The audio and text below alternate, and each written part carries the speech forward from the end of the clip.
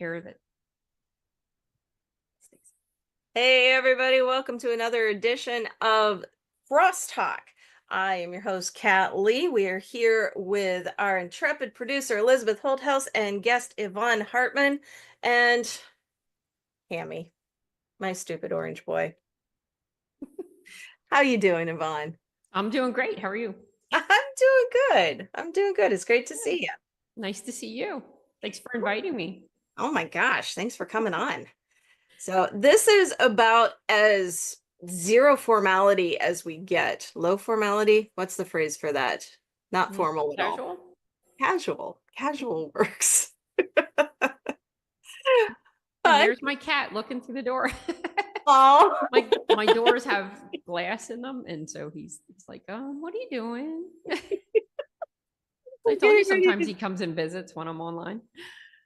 We're getting ready to start the podcast, and of course, Hammy shows up, and Yvonne's cat, sometimes shows up. So you never know. What's your cat's name? Ty. Ty. We may see. Yeah, Ty.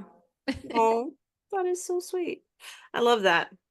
But yeah, Hammy. I mean, he's got to get his tail in every single shot or every single episode at least once. So, because he is my stupid orange boy. The hog for the spotlight. He is. He is. Say hi, everyone. Say hi, Hammy. Say hi. There you go. Hello. All right. I'm gonna let him fall asleep. He'll sit here on my lap the entire episode. I'll just fall asleep. Yeah, my cat won't do that. Yeah, I will be completely covered in cat hair. He's ignored me all day. I will say that. All day. I haven't seen him until I turned the computer on. There you go. I haven't seen my cat much all day either. Actually, when I start my work, he's usually comes and he begs for treats. No. And then usually he'll disappear then, and then he'll come back at lunch usually. And then he wants more treats. Oh my gosh. Well, he has a schedule. He does. Okay. He's like, okay, it's time to eat. My treats, where are they? Give them up right now. And my daughter complains, you give him too many treats. Yeah, it's so easy. It's so easy. Especially when they're like, meow. Yeah. And he just and he comes up when he what a polite little boy on the arm, like, yo, hey, remember I'm here. What a gentleman. Yes, he is. Wow, mine's just scream at me. He's more subtle. Nice. Very subtle. Nice. Subtle but persistent. Perfect. Perfect. Oh my gosh. He's a good cat. All right. So this podcast, I promise, is not about cats. Not about cats. But they do feature. Probably every episode, right? From what I hear. Almost every episode. Yes. Almost every episode. Oh my gosh. But really what this is about is we start with one question. And that singular question is, how did you get started in worship ministry? Wow. Okay. So it goes all the way back to, how far does it go back? Probably around about 2003. Okay. Ish. Somewhere around there. But I was going to a church. It was a pretty small church, about 120 people total. And it was one of those churches where it was kind of a blended. They did hymns, but they also did some a little contemporary stuff, but not a whole lot. And so I was getting more and more into contemporary Christian music. And so we had recently switched churches to this church. We went from a Lutheran church to a Bible church.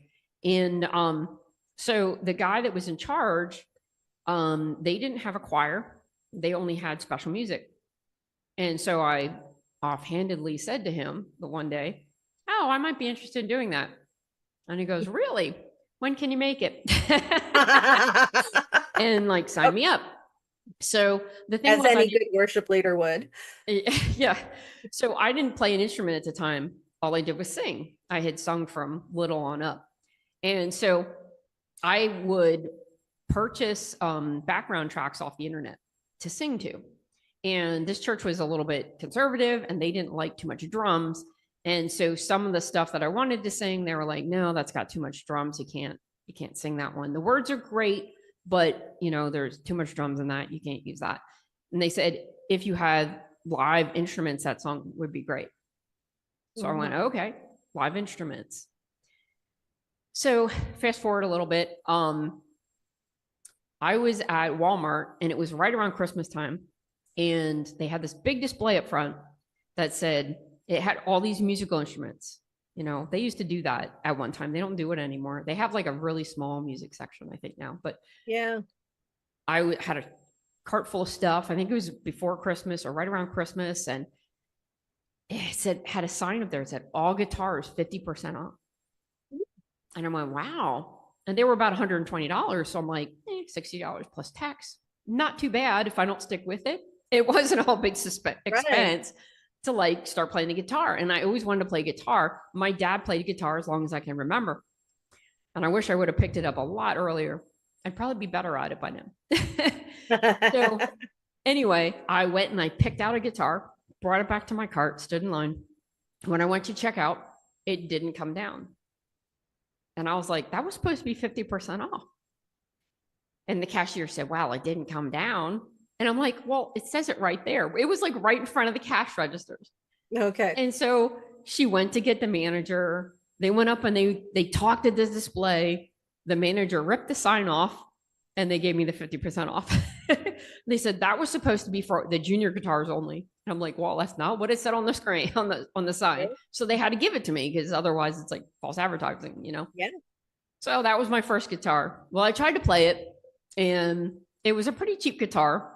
So the action, if you know what the action is how far the strings are away from the fretboard. Okay. That's the action. And if it's too far away, it's really hard to press them down. So it really hurts your fingers. So that was one problem. Second problem was that they gave me a like pitch pipe for a tuner. For somebody that doesn't play an instrument at all, that was pretty hard to tune the instrument to this pitch pipe because you're like doing it by ear.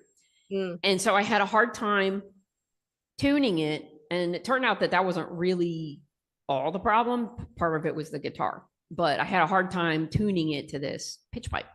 So fast forward probably another 6 months to a year. And we were having a Bible study at work. We got together at lunch and we'd have a Bible study once a week. And the one week, one of the guys, he brought in a guitar and we sang worship music. And so I was telling him afterward, I said, man, I bought this guitar, but I can't tune it.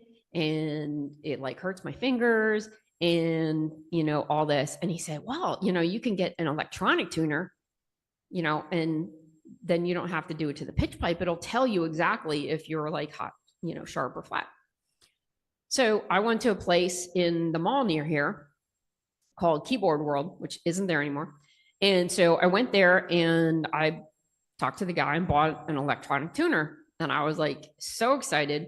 And he happened to mention to me that he also did repairs on guitars if I ever needed it. I said, okay. So I went home, tried to tune my guitar, broke one of the gears. Oh no. I'm like, oh no. But so now you know where to get it replaced. So I packed up my guitar. He must have had an inkling, right? Yeah. So I packed up my guitar and the guitar came with a book. So I took it to this guy and he looked in the book at the manufacturer, was able to contact them and get a new set of gears for the one side.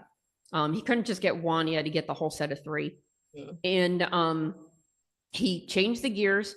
He restrung it, made the action so that it wasn't so bad. I mean, so it was closer to the frets so it wouldn't hurt so bad.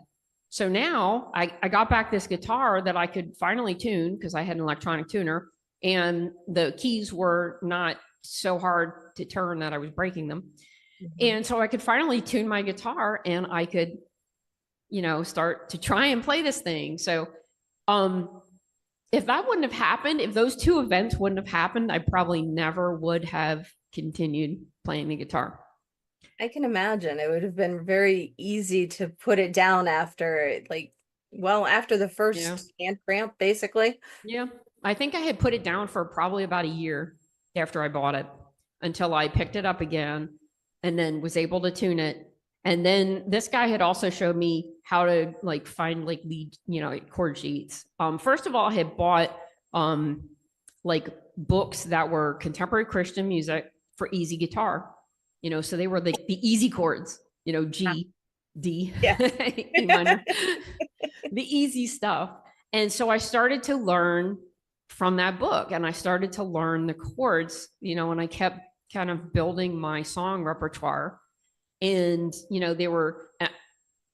I play guitar and I do not really read music. So, Okay. that's surprising to a lot of people, but there's a lot of guitarists out there that don't read music. So No, we're just all go by kind of like chords. play Yeah. by ear. So I just kept trying to find songs that I was familiar with, and then anything that had easy chords with it. And that's kind of how I started. And I started to, every time I found a chord that I didn't know, they usually had like where you put they had like a little block on it, and it Mhm. tells you where you're supposed to put your fingers for that chord. So then I'd like learn a new chord, and so my chord repertoire just kept growing. So anyway, I picked up the guitar so that I could accompany myself at church, and then started to sing with the guitar. And so it kind of grew from there. But shortly after I kind of started to play at church a little bit, we actually moved from like Leesport area to Ole, and church was about 35 minutes away if you didn't hit the train in between. Ah. So if you hit the train in between, it was like another 10 minutes. So it was terrible. And my son was going to youth group. My daughter was in Awana. So she was going one night a week. Youth group was a different night a week. We were going to church on Sunday. And so we finally decided, like, I can't keep running out here. I work full time besides doing music. So like to make it there in time for Awana or youth group was difficult, especially if you hit the train, then we'd be late. If we hit the train, we'd be late. That was all there was to it. So we finally decided to go look for a church, closer to home, I guess. But truth be told, I wasn't really that good in the beginning of playing guitar. And, I wasn't probably good enough to get on the worship team at that church. So they actually had a worship team. And so I would have loved to get involved in that, but that wasn't going to happen. I wasn't really good enough. I mean, I look back and I go, yeah, I wasn't good enough. It hurt at the time, them telling me I wasn't good enough, but, and they didn't really come out and say it that way. They were just like, no, you can't be on the worship team. So anyway, I said, well, if I can't be on the worship team, then I'm going to go outside the church and I'm going to sing there. So in 2006, I started, my first concert was playing outside the church at a coffee house in the mall in King of Prussia. Really? Yeah, that was my first concert. And like, I was like so nervous that it took me 5 years to get over stage fright. I was so nervous. I was like, I just wanted a hole to open up and swallow me. They had this, it was called Church in the Mall or something like that. And little did I know that they were like piping the music out into the mall with speakers. That would have made me even more nervous to know that. So I didn't know that till afterward, luckily.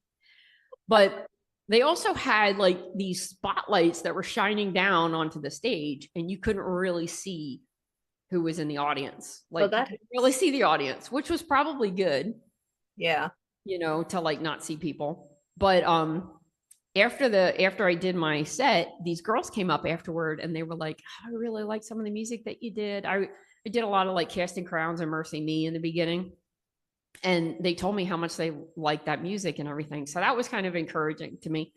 And so it kind of grew from there, started doing more concerts, getting better on guitar. And about a year after that, I started writing music. So started writing my own music.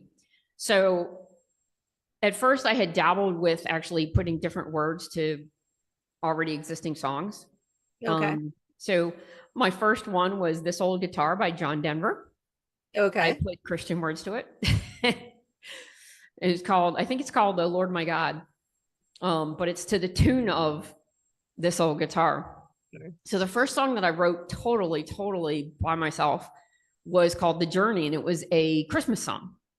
And it's all about the journey of, like, Mary and Joseph had a journey towards Bethlehem, and the wise men had a journey towards Bethlehem, and the shepherds journeyed in from the fields. And the ultimate journey was Christ coming down from heaven to come be here on earth, and then eventually, die for our sins, which of course Easter's coming up. So that the song was about that. And I wrote that. We redid it later. Me and my friend, his name is Steve Myers. He was kind of my guitar teacher for a while. So I did eventually take lessons. And we did a lot of, in the beginning, it was lessons. It kind of morphed more into like artist development sessions, because he would help like edit my songs. I would take him lyrics and he'd help me like put it to music and stuff like that. So he was more of a co-writer. So anyway, we did a lot of that, and several years later, we actually took that song and kind of put it to new music. Not really new music, but it just like morphed a little bit. It was like in the beginning, it was just kind of like a picky song. And now if you listen to The Journey, it's actually out there. I put it on my Christmas CD that came out like December of 2022 or 2023. I forget which one.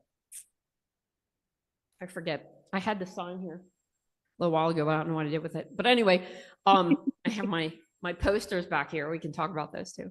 Absolutely. These are my CD release posters. Nice. So just the last three. But so anyway, now it's like more like upbeat and poppy kind of song. But so we had kind of taken in, but that was my first song. So about a year after I started kind of performing out, I started writing my own stuff, and then kind of grew from there. So now I'm almost at 100. I have like 98 songs that I've written. I'm getting so close. Goodness. Almost there. So close. You'll have it next week. Yeah. I haven't written anything for a while. I tore my rotator cuff. I don't know if you guys knew that. I've kind of been like out of circulation for a while. So last May we were helping my son move, and I tore my bicep tendon, and I had a 90% tear in my rotator cuff. So I really messed up my shoulder. Okay. So I didn't realize they sent me to physical therapy. And so I went there for about a month. That was like during June. And then it wasn't really getting better. So they sent me for an MRI and realized how badly torn it was. And they said, stop PT, you need surgery. So I kind of stepped down from my worship team in July, and basically didn't play guitar all the way up until about December. So I had my surgery in September. And so I just passed, in March, I just passed 6 months. So I was like, yay. Actually, tomorrow I think will be 7 months. So, okay. But they say it's a long recovery time. It's usually 6 to 9 months for full recovery. Oh, gosh. But I started playing a little bit in December, and then January was a little bit more. And then February, I actually ended up leading worship 3 out of the 4 Sundays in February. And then the other Sunday, I was on my home worship team just playing guitar. And then I guess I'll like put this out there. I have a new part-time job. I am the new music ministry director at Kissinger's Bible Church in Wyomissing, PA. So I started that in March. Wow. Yeah, I had seen that on Facebook. I was going to ask you about it. Yeah, that's wonderful. Kind of new, but it's been fun. Yeah. I'm like, choosing all the songs. I do the PowerPoints. I do the CCLI. It's just about everything. I'm in charge of, I recruited people for the worship team. First Sunday, I had 6 people. I was like blown away. So I think we have 7 right now. But the one girl is a college student, and so we're going to lose her when she finishes in May, and then she's going to go home. She lives in Texas, so she'll go home for the summer, and then she is supposed to come back next year. So hopefully we'll get her back in the fall, August or something like that. So fingers crossed. Yeah. Oh my goodness. but it's been going good. It's been going good. I'm really happy, I guess, for this opportunity. Absolutely. Yeah, because on my old worship team, I just play guitar. I didn't sing. You And didn't say? no, not by choice. Wasn't my choice not to sing. We'll just leave it at that. All right.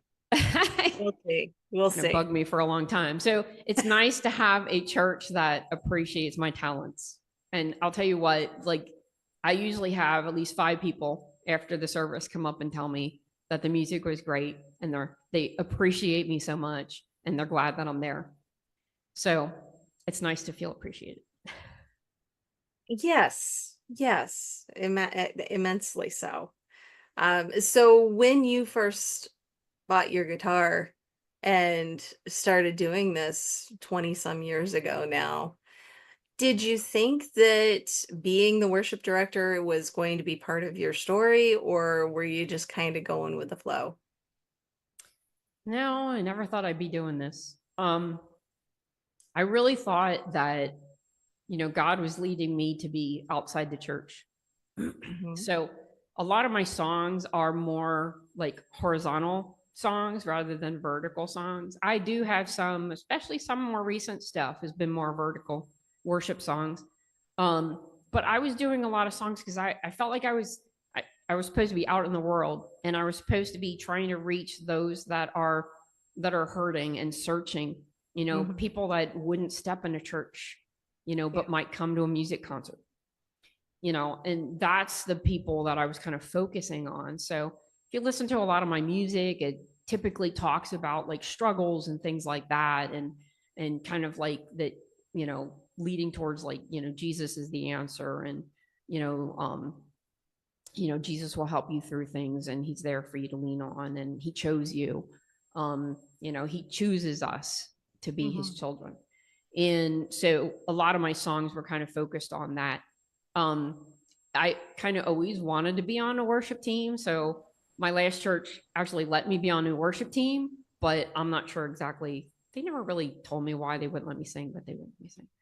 Um, so that kind of, and everybody I tell is like shocked. Like, they don't let you sing. I'm like, nope. And I've asked several times and they like won't give me a straight answer as to why they won't let me sing. So it's like, Oh, whatever. gosh. So, this church it's a small church. They have about 40-45 people on a Sunday. So it's very small. Mhm. And I think that makes a lot of community. It's kind of like the whole church is a family. Yeah. They don't really need to have small groups because it is a small group. It is a they small have group. Yes. they have fellowship lunches once a month, first Sunday of the month. I think it's the first or second Sunday of the month. It might be the second Sunday of the month. They have a fellowship lunch where everybody's invited and it's like a potluck. Everybody brings something. It's fun. They have a movie night once a month. They have a bingo night once a month. Very They have a cool. game night once a month. So they have a very active schedule. You should start a And it's coffee kind house of, once a month. huh? You should start a coffee house once a month. Yeah, maybe. Actually, we talked about at least doing a concert. So the pastor is like, oh, yes, definitely. You need to do a concert here. I've done concerts there before. My parents actually go to that church. Okay. So, and I think the reason that we never like moved there before is because the pastor that was there, he played guitar, and he sang. So he like led the worship. And so Mhm. I didn't really think that there was gonna really, I kind of tried to talk to him a couple of times about maybe like helping him out with the music if we came over to the church. Yeah. And he never really seemed that interested. So I was like, okay, I guess he's not interested. So we stayed with our old church, and so then that guy retired, and then the next pastor that they called actually played guitar as well. And I was talking to him about coming, and I was going to come, and he was willing for me to come and help play guitar and this, and he sang and played guitar and whatnot. And there was some controversy at the church, and there was a couple of people that didn't like him, and long story short, he resigned Mhm. because there was a lot of controversy in the church. Mhm. So which is kind of hurt the church. So hopefully we'll kind of build it back up. But So this guy stepped down. So then they actually called the pastors there now.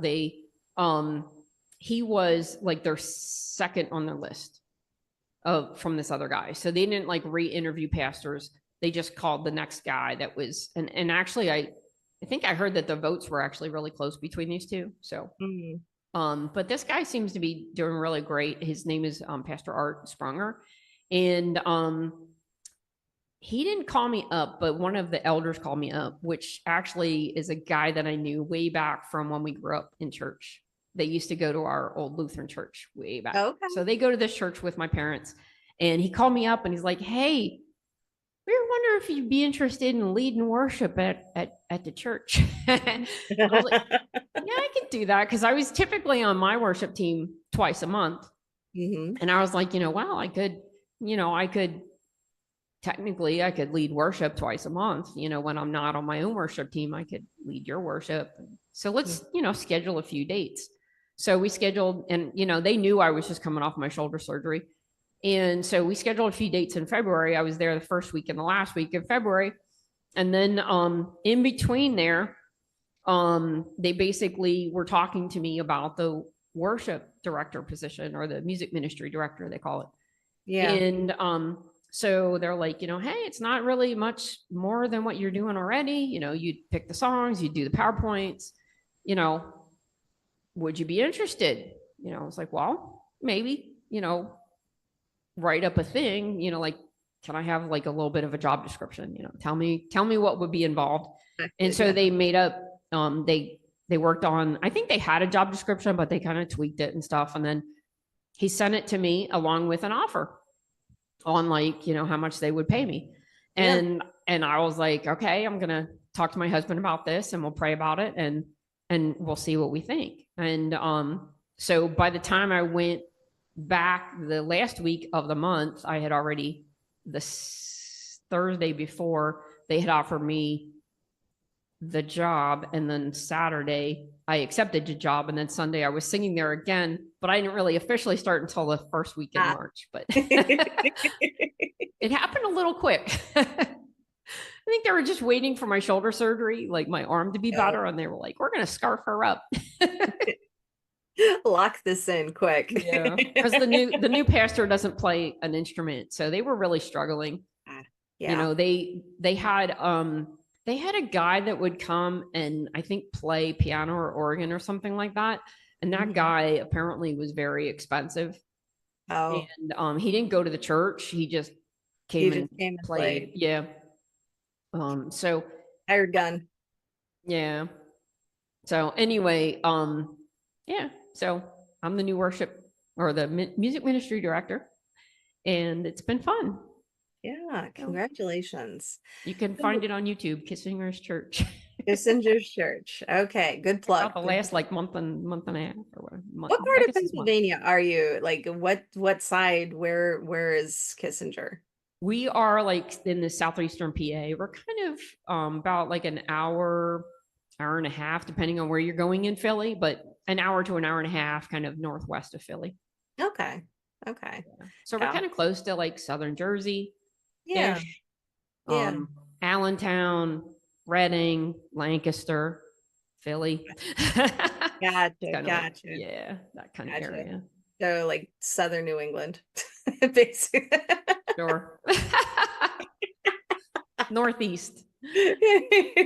No, I was saying New England is anyway. I know New York and Jersey and Pennsylvania aren't technically New England, but like this side of them, they all feel like it is anyway. Yeah. Yeah. I have my antivirus stuff is popping up in front. So I'm like, I am like dismissing alerts that are coming up in front of my screen. Okay. That's always all of a sudden I can't see you because something comes up. Oh no. So this has come up a couple of times before, and growing up and starting out in the Lutheran church, that's very, very conservative, very traditional. What you mentioned in your first church when they invited you to do specials that they didn't like drums. So what is your That take? was actually our second church. Second So that church. was the church that we went to when we left the Lutheran church. Yes, yes, yes, yes. Okay. So, I mean, what is your take on that? Um, there were kind of some reasons that we left the Lutheran church, and it's funny. My parents left the Lutheran church, and they kind of left for a little bit of a different reason. But and I'm not sure if it was just our church or if this was just kind of like. I mean, I grew up Lutheran from like little on up, so I didn't really know what other stuff was out there. And but like we went away to college, and then we came back. My husband and I were dating since we were 15. Okay. So childhood sweethearts. We got married after he graduated with college because he was a year behind me. So he graduated, we got married. A couple years later, our son came along. And so I started to go to Sunday school with my son. They had like an infants class or whatever. Mhm. And so I was taking him to the infant Sunday school class, which the parents also attended, so you take your kids and basically it's kind of like playtime. They don't really Okay. teach the kids. They're just, they're just playing with the toys or whatever.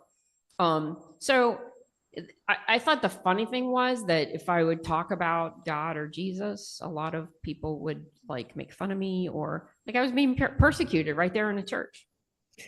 And I'm like, Okay. really? Like, this is church and I can't even speak about God and Jesus? Like, this is strange. That Like, is strange. that should not be. No, So you wouldn't I think. kind of like, I was like, something's wrong here. Yeah. This is like, and we went through confirmation, Lutheran church has confirmation, which is, I kind of looked into that a lot when I was kind of like, growing up and maturing as a Christian. I looked at the I forget how they say Catechism? catechism classes. Okay. So you would go at a certain like time, like you were in such and such a grade and you went to catechism classes, and we did like 2 years and then you graduated and then you could like take communion and whatnot. Mhm. And, the whole thing that you were supposed to do with catechism was, your parents, you got baptized as an infant in the Lutheran church and your parents spoke for you at that time, and then the catechism, you were supposed to, confirm. That's why they call it confirmation, is you're supposed to confirm that, yes, you believe that this stuff that your parents said for you when you were an infant, you are confirming that stuff, which is, I believe in Jesus as my savior. I believe that he died for my sins. All this stuff that, was like Christianity, and you're supposed to say, like, yes, I believe this too. And then, it's basically kind of like the what you would call the baptism. When you're baptized as an infant, the Bible churches, they believe that you get baptized as a believer. You have to, Yes. you personally have to believe first and take Jesus as your savior, and then you get baptized. Yes. Well, the Lutheran church doesn't do that. They do the infant baptism, and then your confirmation is supposed to be confirming that, but it's become more of a ritual. It's become more of like you're in, I forget what, a 7th grade, you go to cat classes and you graduate and then you become a member of the church and you can take communion, and that's how it is. And like the more I learned about the Bible, the more I thought there's something wrong here. Like this doesn't make any sense. The people that were in our cat class, we realized that like 75% of them I never saw before. And then after we graduated, I never saw them again. So they were there to check off the box. Yep, I was baptized as an infant. I went to cat class and got confirmed. And it's like that's all works. Communion on Christmas and Easter. Yep. And right. And that church was very, very typical that they would have huge attendance on Christmas and Easter. And the rest of the year was kind of not as huge. But the funny thing is when we started going to a Bible church, most of the attendance would be there like most of the year. And then on the holidays, you actually saw a drop in attendance because people would go like visit family and they might've been out of town. Yeah. So it was like a huge difference when we went to a Bible church. And so I had started something there called I wanted to start a children's church because, like I was having trouble with my son. He's like disturbing everybody around me in church. He's like crawling all over the place and, can I have a drink? Can I have snacks? Like Yep. everything in church. And, I'm sure it's bothering everybody around me. I'm like, they should have a church that's fun for them. This is not fun for them to sit here and listen to a lecture. So why don't we have a children's church and have some fun songs and have some fun lessons and stuff like that. So I kind of pitched this to the pastor, and so we were trying to do that, and I tried to get other parents involved. It was like, hey, I can't do this all the time by myself. We had some curriculum that we found that they allowed us to use. And so it wasn't like we were dreaming this stuff up. We actually had a curriculum and stuff. So it's not like they had to think up the stuff. They could use the material that we had. And the whole idea was that we would rotate so that, every once in a while you could go to church without your kids taking your attention the whole service, and bothering everybody around you. You could actually hear the sermon every once in a while. Right. You could hear the sermon every once in a while and we all take turns. Well, nobody else took turns. So I think we did this for a year. And me and my sister and my mom were running children's church and nobody else wanted to do it, but they'd all bring their kids. Yeah. So we ended up doing it the whole time. And so we basically got burnt out. And so I told them, hey, I want to take a break. I need to take a break. I can't do this full time. We have no Sundays off. I never get to hear a sermon, whatever. So we're we're going to take a break. And that's kind of when we went and visited that other Bible church. And it was actually my parents' idea. And we went there, and it was a church that my son was going to, King's Academy Christian school, and they had some events. So he must have been about 6 at the time. Okay. Because he was going to kindergarten at King's Academy. And so they did a lot of their events. This church was close to their school. And so they did a lot of their events there. So we were kind of familiar with it. My mom and dad are yeah, why don't we go try out that church? And so we went there and we just loved it. I learned more about the Bible in a summer than I had the whole time I was growing up in the Lutheran church. And I was like, this is amazing. I don't want to go back, so basically we didn't go back. We kind of stayed at that church, and that was that other church. But, they turned out to be very conservative, and, then we moved away, and it made it even more difficult to get there. So, yeah. But, that church, I have fond memories of that church because we made a lot of friends there that some of those people we still keep in touch with. And, it wasn't there was anything bad that made us leave. It just it was too far away, and to be involved and be going to church a couple of times a week. We just needed something that was closer. Yeah. So, yeah.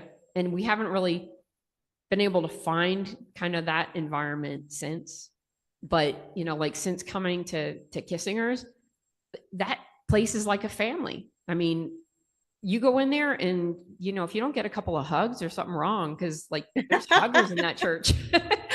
There's huggers, and they'll come up to anybody that if they don't know you, they seek you out, and they're like, hey, we're glad to see you here. What's your name? And you'll get welcomed. If you don't get welcomed, I don't know why. Cause they do. They're just they're so friendly and they're welcoming, and it's just a really warm church. So that's my little plug for Kissinger's. So if you're in that area, in that southeast area, Wyomissing, PA, near Reading. Near Reading. There you go. There you go. So if you know Reading, Wyomissing area, it's the Fox. I think it's called Fox Berkshire. Or no, wait, it might be an AMC now. But it's a movie theater right near the Berkshire Mall, and you kind of pass the movie theater, go out towards Penn State Berks. Is on the one side of the road, their fields and stuff, and then the church is on the right. And like if you keep going down to Tulpehocken Road and you take a left, Grings Mill is then on the right. So, it's kind of in a nice area. It has, a lot of stuff. They're trying to like draw kids from the college because it's so close. Yeah. So that's kind of one of their areas that they're trying to hit. Oh, I'm sure your addition with the music ministry is going to help that too. Yep. We have people, there's this couple showed up on Sunday that apparently have gone there for a long time. Now, I've been leading for the last month, and plus I was there like twice in February, and I don't think this couple has been there at all since I started. And so I was introduced by one of the other women, and they were like, "Oh, this is," and I can't remember her name now. This is such and such, and like her husband's name is John, but I can't remember her name. And so apparently they've been going to this church for a long time, but I guess they hadn't been there for a while. And so, yeah, we've been listening online, she says. She says, been hearing the music. It's really good. I'm like, thank you. So I guess the music brought them back to church. It does. I signed on with a small church locally as their worship leader last September, and we've had a couple of similar experiences, which is really neat. I mean, as a worship minister, worship leader, I always fight. I don't like, I know I need to be noticed, but I don't want to be noticed, So I always fight that recognition. It's like, no, it's about God. It's about God. It's not about me in any way, shape, or form, but thank you. Yep. Yep. And just last week, not this past Sunday, but the Sunday before, sang a song called Now Here by the Hillsong. I could probably tell you here quick. But anyway, I introduced Now Here, which I just love that song. It's something that we did at my old church, and it's Red Rocks Worship. So we did that at my old church, and it was a song that I kind of brought along to this church. So we had a hard time. Some of the worship team members had a hard time with it. My dad, he plays bass with me. He kind of had a hard time. It's a lot of song. And I had it kind of all on one sheet, and it kind of jumps back and forth all the time. And, like you repeat the chorus a couple of times, and you go up and you repeat the bridge a couple of times. You know how it goes. And then you jump to the chorus, back to the bridge. And so there's a lot of like navigation that I don't like repeat, because it's like, well, if I repeated it, it'd be like 4 pages long, and I get a tablet, so I need to fit it here. And so he had trouble with it. So I got together with him before we did it in church, at his place, and we must have went through it like 10 times. And this one other woman had missed rehearsal, and so I allowed her to come to rehearsal with us, and we went through that song like 10 times. And so I don't know, and I always give them, like we have Song Select, and we can give them like they attach like either the YouTube video or a Spotify or Amazon onto it, so they can, like the more tech savvy people in the group can do that. And then but anyway, like we went through it a lot of times at rehearsal, and then my dad and I went through it like 10 times at his house the Saturday before. And when we did it on Sunday, it sounded great. And it has, I don't know if you know that song, it goes, now here. There's like an echo. No, I haven't heard it before. Oh, you'll have to check it out. I'm thinking I'm gonna have to look it up. I know there was another song that I used to love from Red Rocks as well. So it's surprising. But... So anyway, so I would do like the first Now Here, it's like it's supposed to be an echo. So like they would do the echo, and it sounded great. And at the end of the song, we got a note like applause. And I was like, It was like the first time we'd gotten applause at the end of a song. And I was like, it was so difficult for us to grasp. Yeah. Yeah. Well, that's part of it, bringing people onto the worship team. They're all at different levels. Mm-hmm. And you can take it from one of two perspectives. You can take it like your last church and say, yes, but you don't sing and you're not quite good enough, so we're gonna have to decline you. Yeah. Which I've heard so many stories. I've had similar experiences, and it's just that is so disheartening as someone who has a heart for worship. Mm-hmm. You know, the other take, and one that I think is appropriate, at least for our church. Our church is it's a small church as well. It's like, no, if you have a heart for worship and can carry a tune in a bucket, come on up. If Yep. you're going to be part of it, who am I to stop you? Yep. It's more Yeah. difficult when they can't really carry a tune. Well, then you kind of have to say, well, maybe Well, we need a little bit of work. yeah. But fortunately, I provide lessons. Yeah. Actually, speaking of lessons, the one girl, she is interested in learning guitar. Mm. So I actually have a guitar. This was like a God. Oh, I forgot to talk about the God thing with my guitar. Remind me about that. I'll talk about that Okay. after this. But Okay. I was given this guitar by a guy that him and my dad used to play guitar all the time, like around the campfire. Mhm. That's what I have fond memories of the guitar, and that's why I wanted to play the guitars, because I have those memories of singing around a campfire when I was young. So this guy used to come over to my dad's place a lot, and they used to play guitar together and sing around the campfire. So this was one of his good buddies, and so he's older, and he's having a hard time like getting around. His wife died. Um, he's having a lot of health issues, and apparently he gave my dad this guitar to give to me, and he said, like, if you can use it, great. Like, if you have somebody that you think can use this, pass it on, whatever. Mhm. So like I acquired this guitar like months ago. Okay. This has been, I think my dad gave it to him while I was in a sling. So I had this guitar at home, and I didn't really know what I was going to do with it, because, I'm kind of one of those guitar collectors. So I have a lot of them already. So I didn't really need an extra guitar, but I didn't know what to do with it. And so I just held Right. on to it. And when this girl came to me and she said, like, hey, do you give guitar lessons? And I'm like, not really, but I can show you some stuff. And she's Yeah. like, yeah, I'd like to play guitar. I'm going to have to see if I can get one. And I was like, I have one that I can give you. God thing Love right there. that. It's like, so now I'm gonna actually go get the strings changed on it, Mhm. and then we'll like get together. And the other funny thing is, then the other girl came to me and told me that she just bought a guitar, and Mhm. she wants to learn guitar as well. Okay. So my two girls on the worship team want to learn how to play guitar. So we're gonna like get together and have like lessons. See, there you go. There you Awesome. go.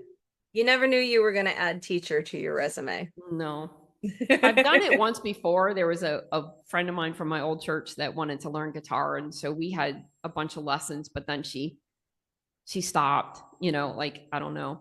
Mm, She didn't have time, and, yeah. she wasn't practicing enough. So we kind of put it on hold. We were supposed to pick it back up, and, and then it never happened. But anyway, my God thing is that, Yes. God thing. like, Thank you.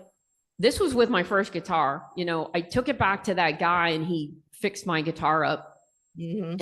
And I really see that as like a turning point, like, for my ministry. If that wouldn't have happened, the guy in the Bible study that convinced me to go get an electronic tuner, go to this guy. Then my guitar broke. He happened to mention to me while I was there that they fixed guitars. Like, why would he even, like, it's amazing that he mentioned that. And then my guitar broke, and then I took it back in there. Did I tell you he fixed it for like $10? Are you kidding me? That's including the strings. Oh my Strings are more goodness. than $10. Yeah, they And are. the labor. Like I was just Wow. floored. I was blown away. So anyway, like a little while after that, I started to play guitar and I started to be able to like actually play some songs. And I went back to like talk to this guy to just say thank you. And he was gone. He was gone. And I was like, what happened? You're like, and like, I don't even know that the people like knew who he was or whatever. And I'm like, was this an angel? Like, Yeah, that's exactly where my brain just went. yeah. Like I have it on my website if you want to read the whole story, although I probably pretty much told it, but there is a God sightings area on my website. And Okay. one of them is my first guitar. And it Oh my tells the God. story about the guy that fixed my guitar and then disappeared. No idea what happened to him. I have a similar story with a woman who led us to our first church that we were at for 12 years until we moved to Connecticut. Yeah, but yeah, it's just like, okay, did this person really exist, or Yeah. was this an angel? Well, I And have a song called Entertaining Angels, and it's based on mm, Hebrews 13, 1 and 2, that says, okay, do not forget to entertain strangers because some have entertained angels unaware, which yes. means that angels probably are able to walk among us and look like other people. I mean, it certainly sounds like it. Mm-hmm. Yeah. So I've I have a always, song that's called always been Entertaining one of those Angels. And mystery like, verses.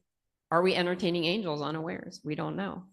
Yeah. Do not forget to entertain strangers, for by doing so, some have entertained angels unawares. It's, Yeah. I think, the whole thing. I think you at least captured the gist of it. But yeah, yeah, and that's for me, that's always been one of those mystery verses. Like, oh my gosh, is this really saying what it sounds like it's saying? And Yeah. how cool is that to really think that there are angels walking around and Yep.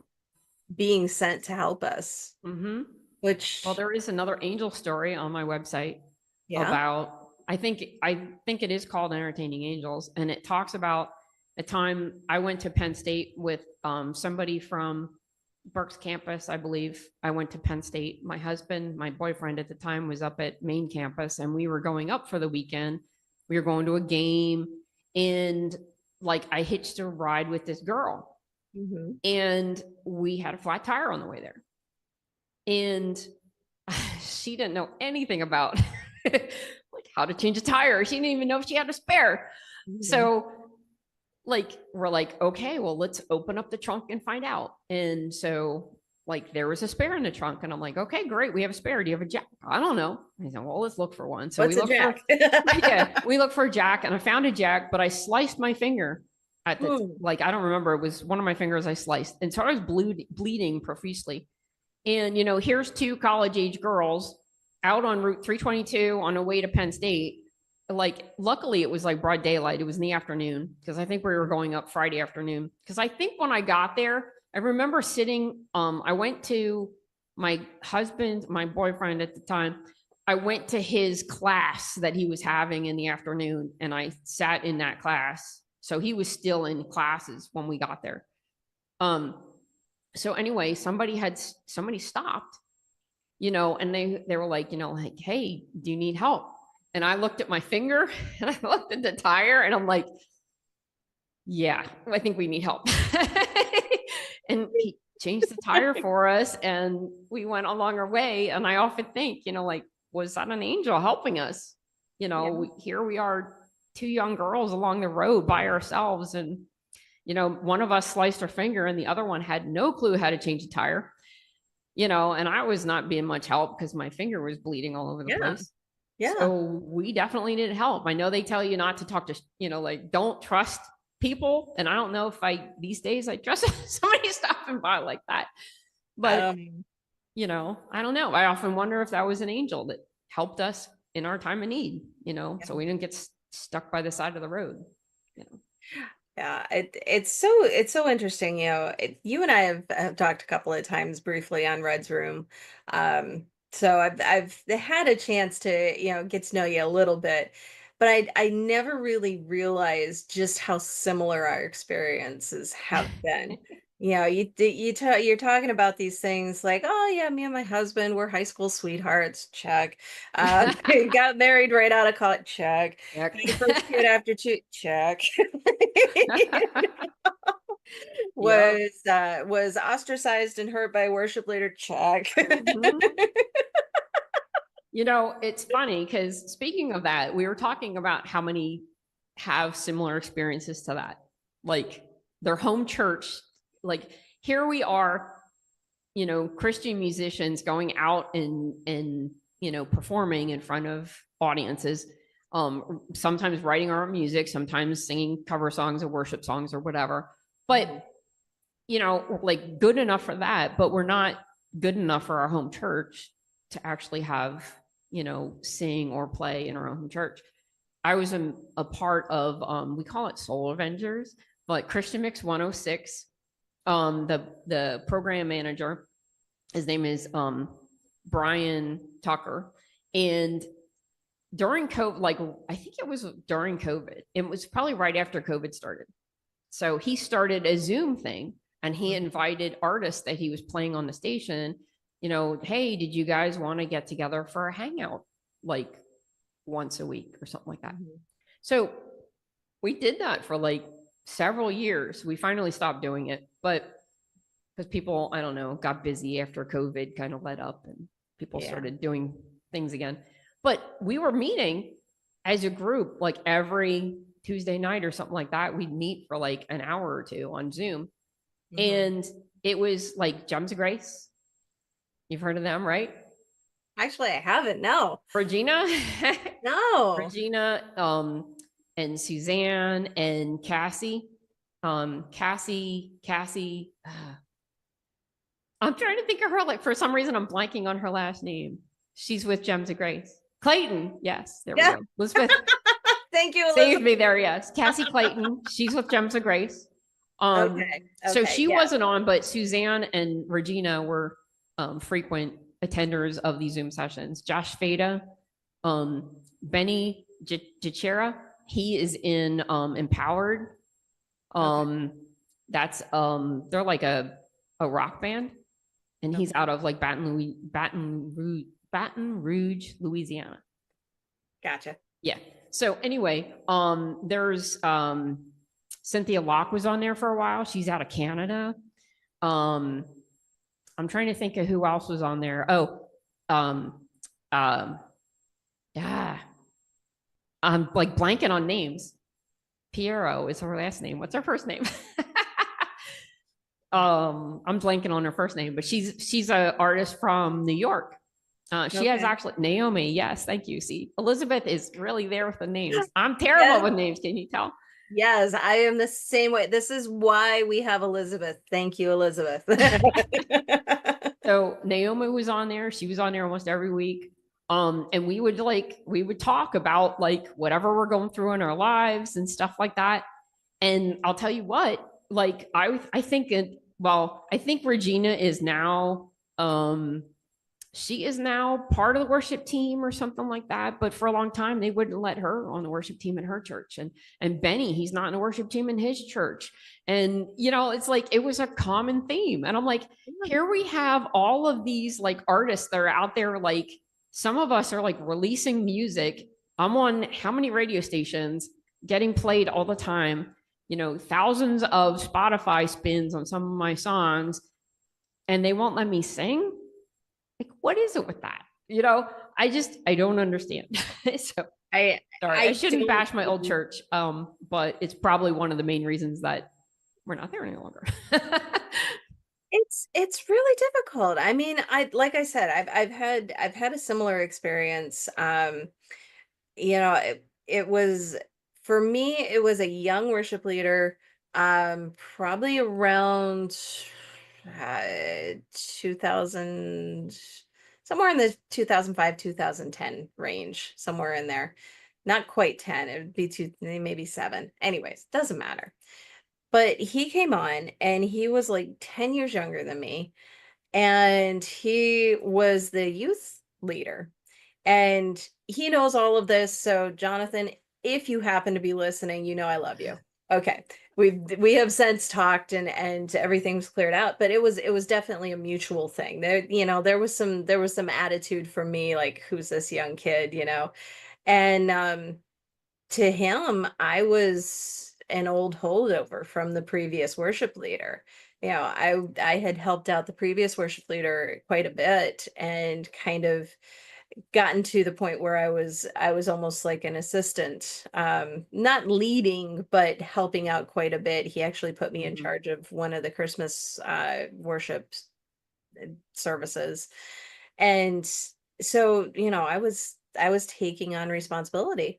And here comes Jonathan, and Jonathan isn't really giving me songs to sing as solos. He's giving him them to his girlfriend, uh, who is a wonderful singer. I will give her this. She was a wonderful singer and she plays piano, so she's got me.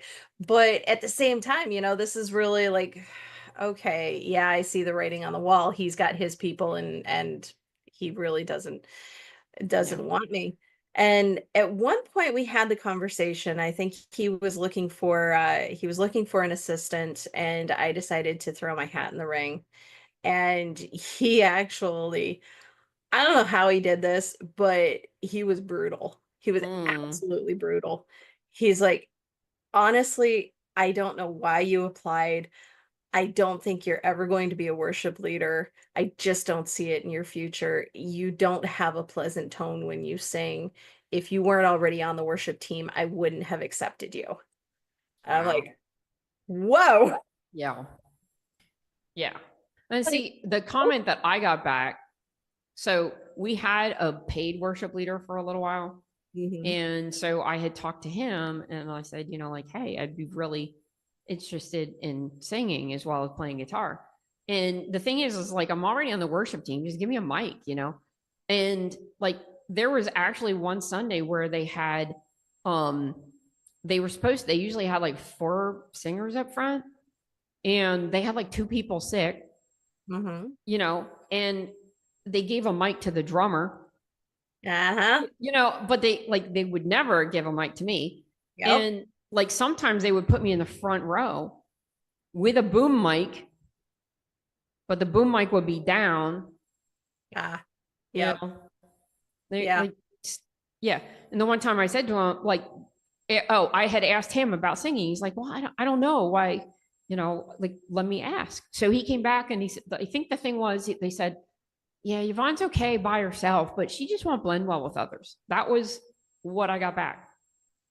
Mm. You ever hear me and Liz sing together? We're I awesome. I love it. Oh my Liz Collins and I, goodness. we're like Janis Joplin and Stevie Nicks together. Well, that Can just, you see that? that tells me that that's an inexperienced leader too. Yeah. And that's the thing right there, because, fast forward a couple of years, I actually removed myself from the team because I got tired of fighting with Jonathan. It was a mutual thing. Jonathan was very happy to let me go.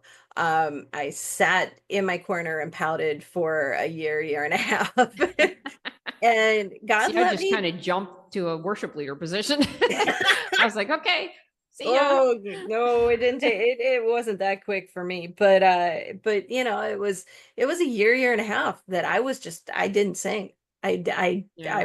was mad. And I Yeah. was It like, really messes with I think, with your emotions and everything. And, oh, like absolutely. you start to doubt yourself and like, Yes. maybe I can't sing. Yeah. Like there's this guy who will remain nameless, that like he does what I do and he's like in the circuit and like I've heard him sing and it's like, man, that guy's not good at all. Like it's almost like, Yeah. like Yeah. we've already said like nails scratching down a chalkboard. That's how it is to listen to this guy sing. And, and he just keeps trying to sing. And it's like, and sometimes I just sit there and I go, am I like him? Like, Mm, I think that I yeah. sing okay, Yeah. but I don't. Like, and everybody knows it except for me, Yeah. I but found then out. But then other people come up to me and they're like, they tell me how beautiful my voice is. And they ask me to teach them to play guitar. So I'm like, I don't think I can be that bad. If people are No. asking me to give them guitar lessons and multiple people without prompting tell me how good I sing. Yeah. So I don't think I'm like really off, the mark here, but who knows, whatever.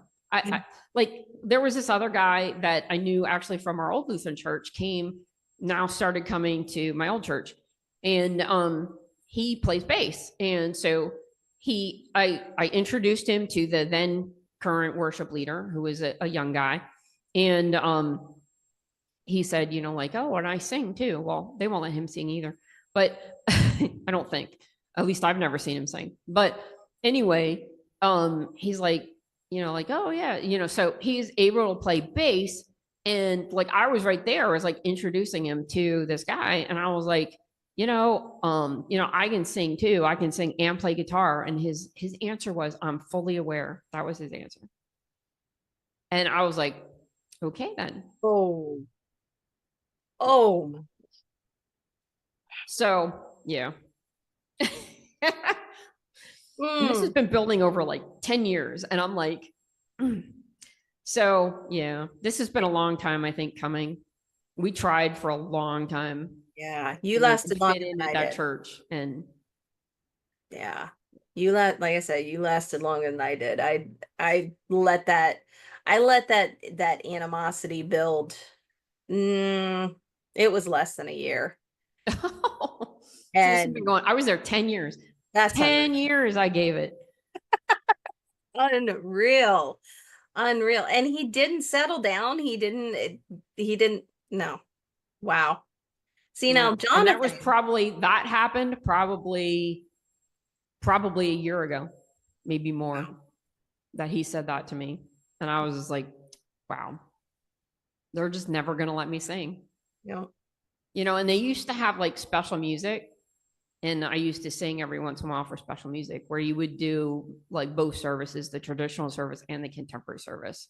And, that like that, I was singing solo. Sometimes I play guitar. Sometimes a couple of times I did tracks, of my own songs usually. Yeah. Because I'm like, it's a solo. And I'm like, just because I write my own music doesn't mean it's not appropriate for church. Right. So, I would do church appropriate, songs of my own. And so then during COVID, that kind of like that special music got cut and we don't do it anymore. So I was no longer able to go up there and even sing by myself. It was just the worship team and I wasn't allowed to sing. And it's like, like they tell you about like the talents that God gives you. And, churches always spout this thing about how, like, oh, we want to use you where your talents are and where what talents God gave you. And then you have a church like that where I'm pretty sure I can sing, I'm pretty sure I can keep the tune, but they won't let me sing for some odd reason. And it's like, okay. So okay, Yvonne, I have heard you sing. I love your voice. I do not lie to people. If let's be real. We've all heard people who cannot sing, who think they can, want to desperately, and you just say, wow, that's great. You have such energy. I love your heart. You don't mention the voice. Right? You mention everything but the voice. Yep. But no, you can sing. Thank you. Thank you for that validation. There you go. I got you. I could never do that again. Thank you so much. I appreciate you. Because sometimes like it really messes with your head, doesn't it? It does. It does. Like, maybe I can't sing, so much. How many times did I have that conversation with my husband? He can probably tell you like over and over again. Every once in a while, I'll be like, maybe I can't sing. Yep. And I had the same conversations. I found out that our sound team would mute my mic from time to time when I was trying to sing harmonies. Instead of the worship leader actually taking the time to, help me with them. No, we're just gonna mute. Yeah. I'm just up there singing along and mute. Well, sometimes like even just playing the guitar with that worship team, Mhm. my husband would be like, I couldn't hear you at all. Oh, so So they may have been I doing the same wonder if thing to they were you. like, you know, Yeah, turning me down on the guitar too. It's like, yep, she can go up there and she can strum all she wants. We just turn her down. yeah, yeah. And it is extraordinarily disheartening. And for me anyway, I did have that full circle where, after Jonathan said those horrible things to me, I just said, well, you know what? Every person who has a success story has someone in their life who tells them they can't do it, and you just became mine. And I said it to his face, and he looked at me, Yep. he goes, I hope so. I just don't see it. And I'm like, okay, Yeah. whatever, kid. Yep. Right. And then, so, but after a little bit, after God dealt with that ego, that ridiculous ego of mine, I realized that there was some truth to what he was saying to me. Right. It's not that I can't sing, it's that I don't know how to sing well. Right. There are things that I can do to help myself. And so I decided to take lessons. And one of the things, one of the things that she shared with me was a book that Simon Cowell had written eons ago now, Wow. back at the beginning of American Idol, Mm. while he was still there. And she said it was just one chapter that she had me read, but he said in that chapter, he goes, the people who come on and are so proud that they've never taken one lesson, I will never vote for. Hmm. Said, if Yeah. you haven't put anything into your craft, why should I reward you for that? Right. You know? And so I took the lessons and I learned how to gain that control. I learned how to breathe properly. That was a big thing. And then I put a little EP out, and I shared that. I gave that to Jonathan, and he came back to me. He goes, "This was beautiful. Thank you. I ap- Hmm.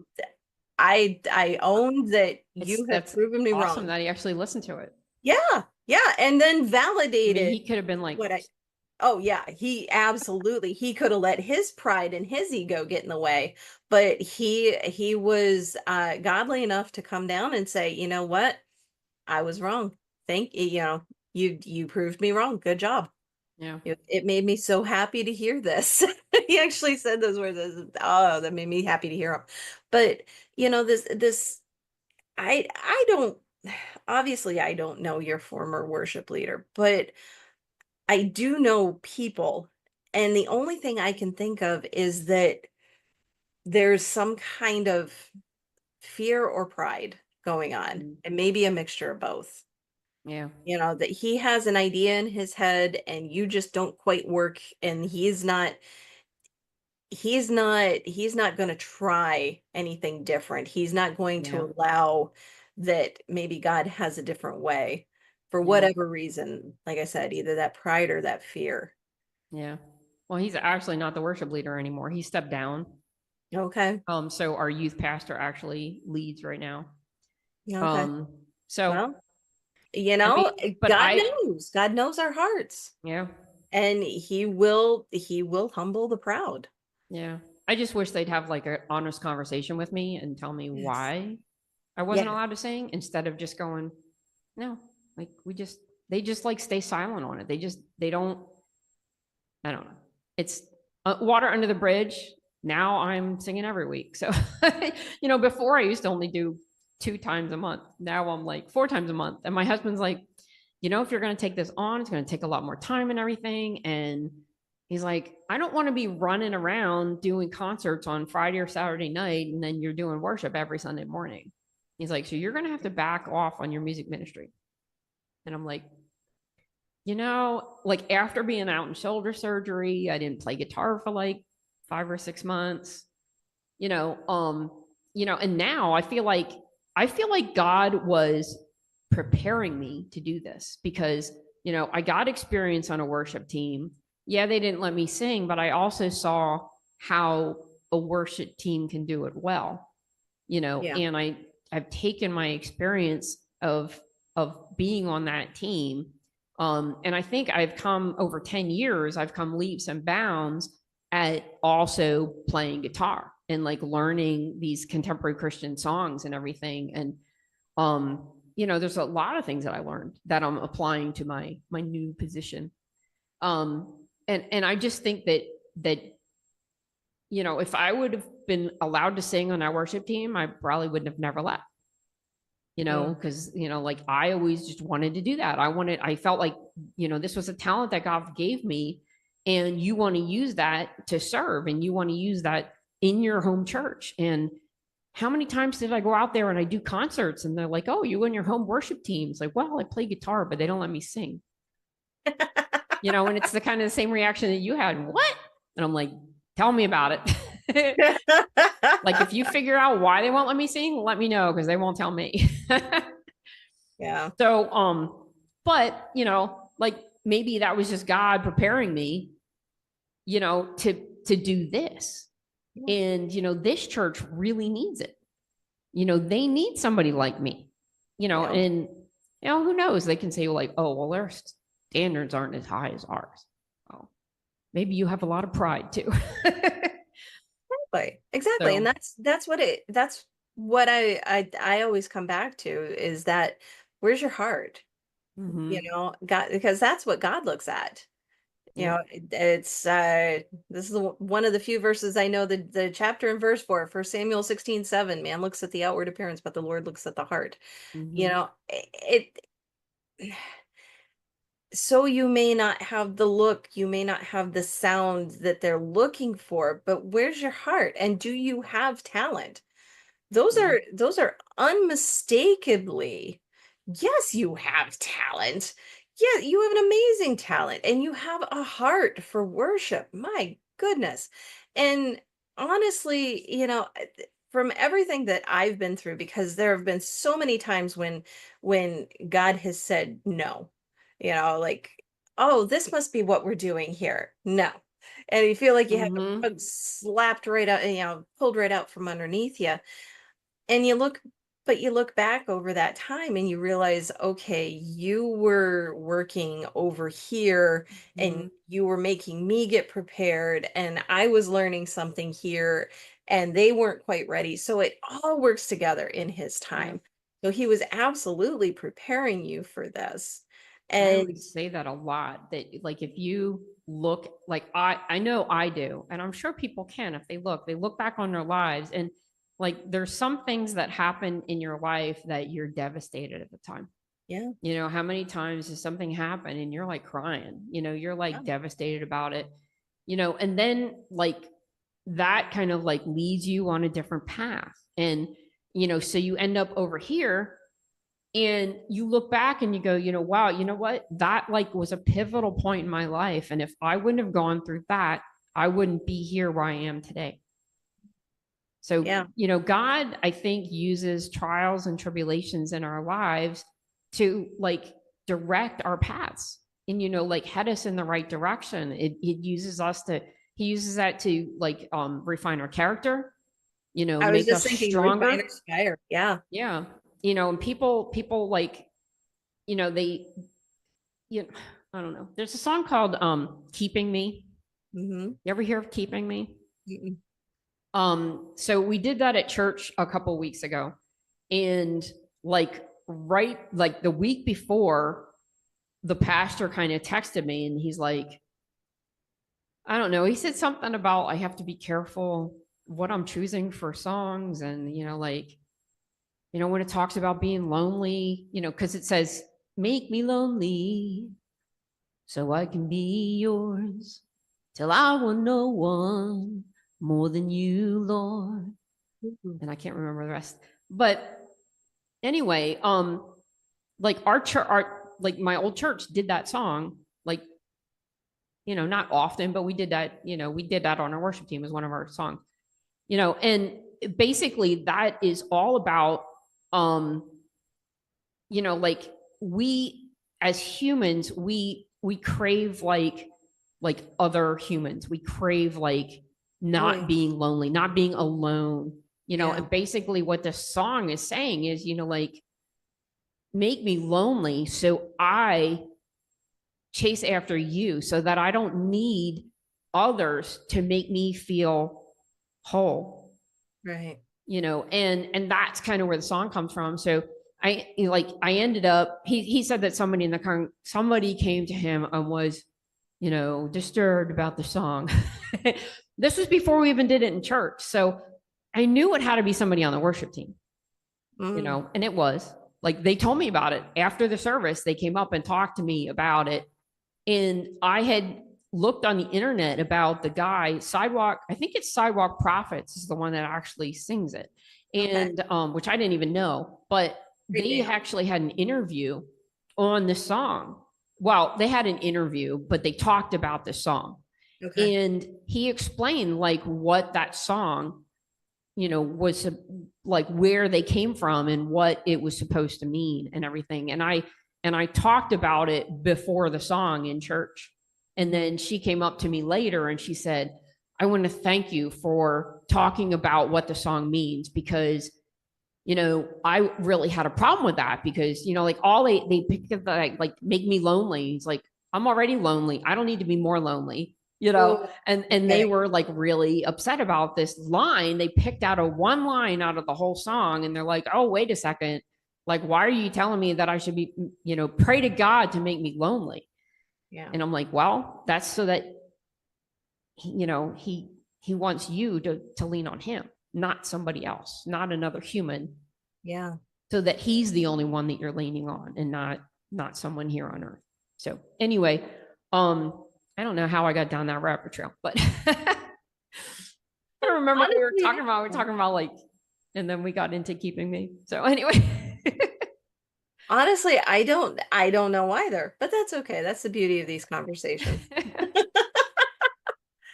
Oh, refining and refining, going through the hard times, I have a song called Refiner's Fire as well. It's an old song. Yes. And it's crazy. You think about we've got all of these verses, I will refine you like gold, like finest silver. Well, what does it take? Have you ever seen gold and silver being refined? That's some really hot fire, right? That burns. It burns the gunk away. Yeah. That can't be pleasant, and then we have is usually not pleasant when God is correcting something in your life. No, absolutely not. I'll just put that out there. Absolutely not. I prayed for patience once, and boy, did I get a lesson in patience. You gotta be careful what you ask for. You gotta be careful what you ask for. It was a big lesson in patience, and I'll tell you what, it was like a 10-year lesson in patience. Yeah. Oh, well, yeah. Yep. Okay. And I went, why that was going on. That's not exactly what I was praying for, God. Like, I was looking for, you have to be more specific.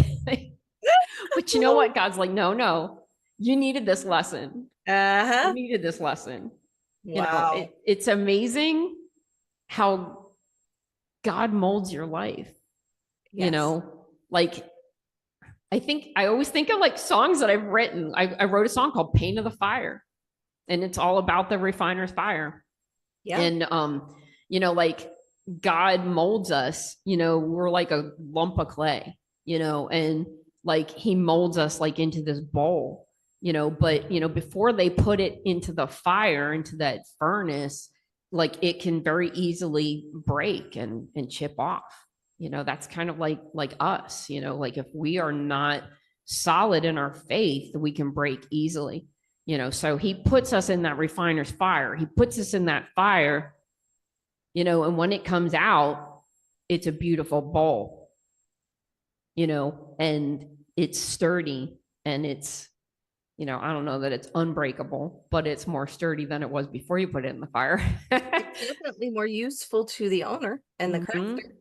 Yep. And usually they come out and they after you kiln fire them, and usually they I think they usually paint them. I used to do ceramics when I was young with my mom. We used to take them somewhere and like she would put them in the kiln for us and stuff. but you like paint them and then they put them in the furnace and they get like, it's all like beautiful and, like it's painted and designs on it and stuff like that. And, like you end up with a beautiful bowl. So the pain of the fire is worth being the bowl. That's what my whole song's about. So. And that is so true. And that is so true, but the thing that amazes me is you get people who actually, they become Christians and they think everything's going to be hunky dory. Mm-hmm. And it's like, And wait they a think minute, God is a genie. where in that book? Where in that book is it telling you everything's going to be peachy keen and, unicorns are going to jump over the rainbow and, everything is going to be perfect for you? This book promises you problems. Yeah. Mm-hmm. You will go through trials and tribulations. You will go through trials and tribulations. What Satan intends for evil, I will use for good. That means you're going to go through some evil. Right. And the refiner's fire, all of that stuff. And then the biggest example of all, look at what God did to his son. Yeah. Do we think we're better than Jesus? Nope. I got that from my mentor. He used to say that almost every concert we did. But it's like, do we think we're better than Jesus? Look at what he did to his son. Yeah. And of course we're going to go through this stuff. Of course we've got it. We don't change if we're comfortable. Yep. And like I said, he uses it to change the direction of our lives. If you can look back in your life, you can see God's fingerprints all over it. Absolutely. Absolutely. Yeah. Either direct fingerprints or he's got the fences up, and yeah, it's phenomenal to look back. You don't ever get it while you're in it. Nope. At least I haven't yet. Yep. But and most of us are like kind of resistant to change. Yes. So, unless there's something to like boot us out the door, we'll just stay where we are. And like I being this new worship position, I kind of feel like God was preparing me for this. I think I said that before in this interview. I feel like he was preparing me for this, and the thing is, like, if I wouldn't have hurt my shoulder, I probably would have, not really ever thought about like leaving that church. I was laid up with my shoulder for a while, and I feel like, I think I was going to say this before and then I never got there, but I feel like with my music ministry that like I'm getting older. I had the shoulder problem. I've had back problems, this and that and the other thing. I'm getting older and I'm like, you know what? I feel like I'm burnt out. I've been doing this since 2006. It's been a long time. I feel like I'm burnt out. Like, I was out for all that time. People were like, oh, did you write lots of music? And I was like, no, I wrote nothing. Yeah. I wrote nothing because I usually write with my guitar, which I couldn't play. I couldn't drive. I couldn't play my guitar. I couldn't do squat. Like all I did was watch TV or read books. And that was it. I sat out my back porch and read because there's nothing much I could do. I couldn't even go anywhere. My husband, he went to work. My daughter, she went to school. I'm here by myself and I couldn't do anything. I was off work for 8 weeks. I couldn't do anything. So, like, I don't know, like, I feel like, God said you needed a break. Yeah. And maybe he was saying also, well, I think, your music ministry should maybe take a little bit of a back burner right now and go do this. So, I always said that like, if I was on a worship team full time, it would be really hard to do my ministry just because like I work full time as well. My husband, he's a dairy farmer. So the benefits come through me, through my job. And so, I kind of need to work. I can't just quit or we have no health insurance, and, probably wouldn't be able to afford a house, the mortgage payments, because, my salary helps pay for this house, so, there's a lot of reasons that I can't really just up and quit my job. But that doesn't mean that I can't do ministry on the side. And, Right. What that looks like might be slightly changing. Yep. Because I'm not sure that I can like do a music ministry like I did before and also like do worship every Sunday. So Yeah. there was a time and there was a place, and I don't know. I feel like it's time for me to just kind of back off a little bit. So hopefully I'll maybe write, I think I'm at 98 songs that I've written. So if I write 2 more and I hit 100, I think I'd be happy. I don't think you're going to have any problem doing that. It just may not happen in this year, and it doesn't matter if it does or not. It's all, like we said, all in God's timing. His ways are not our unknown to you, ways. are not our ways. Exactly. And even All his though ways are higher. Another one of my songs. you've written them all, Yeah. except for 2. Figure out those 2. There's got to be 2 more out there somewhere. Oh my gosh. I just like, didn't. I started to be known as like, you got to be careful what you say to me because it might turn into a song. Oh, as any good songwriter should have as a disclaimer. Yes. Sermons, conversations with friends. Yep. Like they just turn into songs. And I just did an interview with a guy, another worship leader who I've known for years. He actually, one of his songs is "Be the Man Your Dog Thinks You Are." Okay. Yep. You can write a song about anything. It's a really catchy tune. Yeah. Good. Exactly. Sounds like an interesting song. It really is. Bob Stanhope, look him up. But of course, I'm doing this interview and I've got the cat on my lap. I'm like, I'm a cat person. Yeah, I'm more of a cat person too. He goes, I won't hold it against you. Yeah. We had a dog that passed in 2021. But I was always more of the cat person than the dog person. Yeah. For me, I prefer less chaos, and dogs just seem like chaos. Their energy is more chaotic. Their panting drives me insane. I don't like the drool. Of course, my cat drools on me now, so I can't really. There is no. It leaves hair all over the place.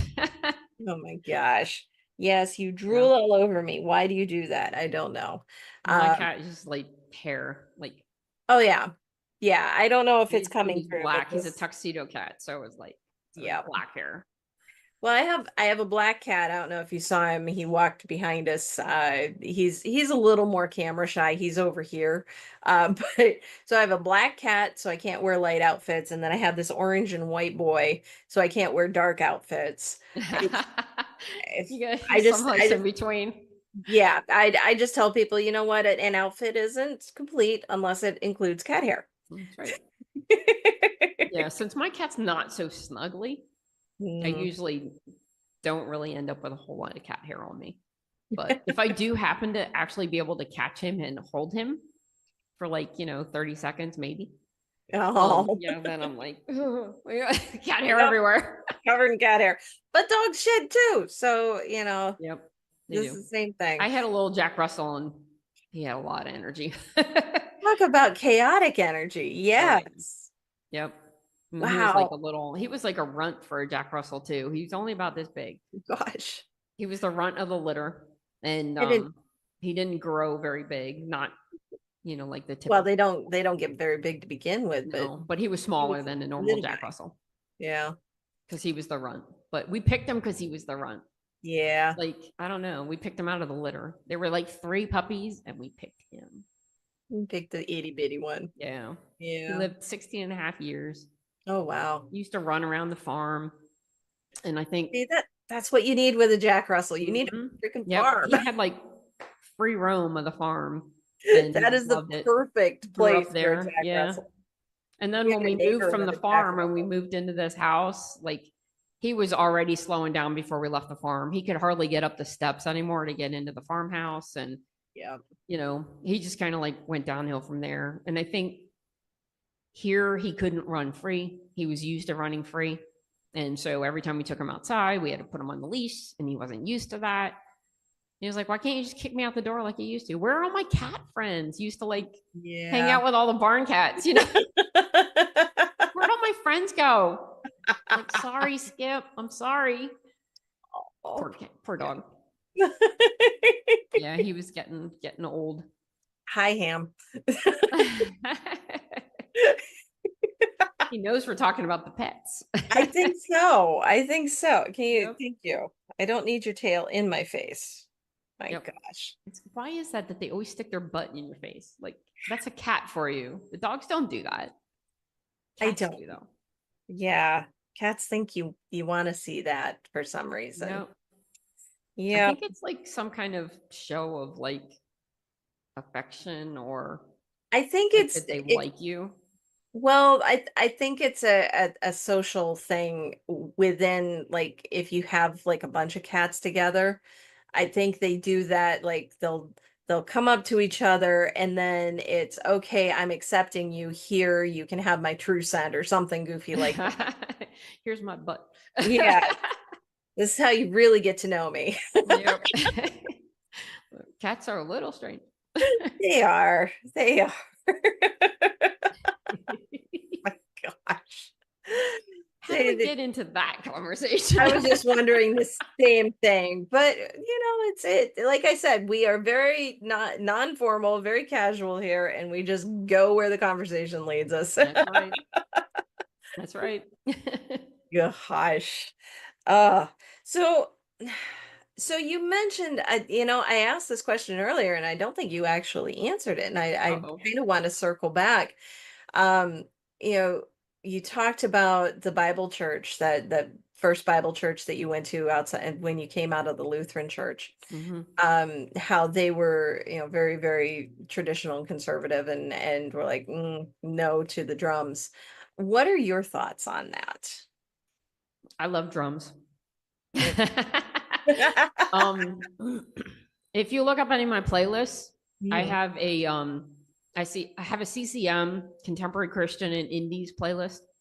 And that's kind of like some upbeat stuff, some not so upbeat stuff, it has kind of like a mix, but all contemporary Christian. And then I have a CCM upbeat jam, and I use that one to work out because it's all the upbeat stuff. I like stuff like Bon Ray. I like Josh Wilson. Who else? No, I don't know. Bon Ray's like one of my favorites. I do like Bon Ray a lot. And they're not like a real popular band. Like, I don't know, I found them and it was like, I love this music. But Josh Wilson, you ever hear Josh Wilson's like Revolutionary, his song? There's just a bunch of songs. Like, he's very, very like beat driven, and like just like very like poppy, and kind of like, I don't know.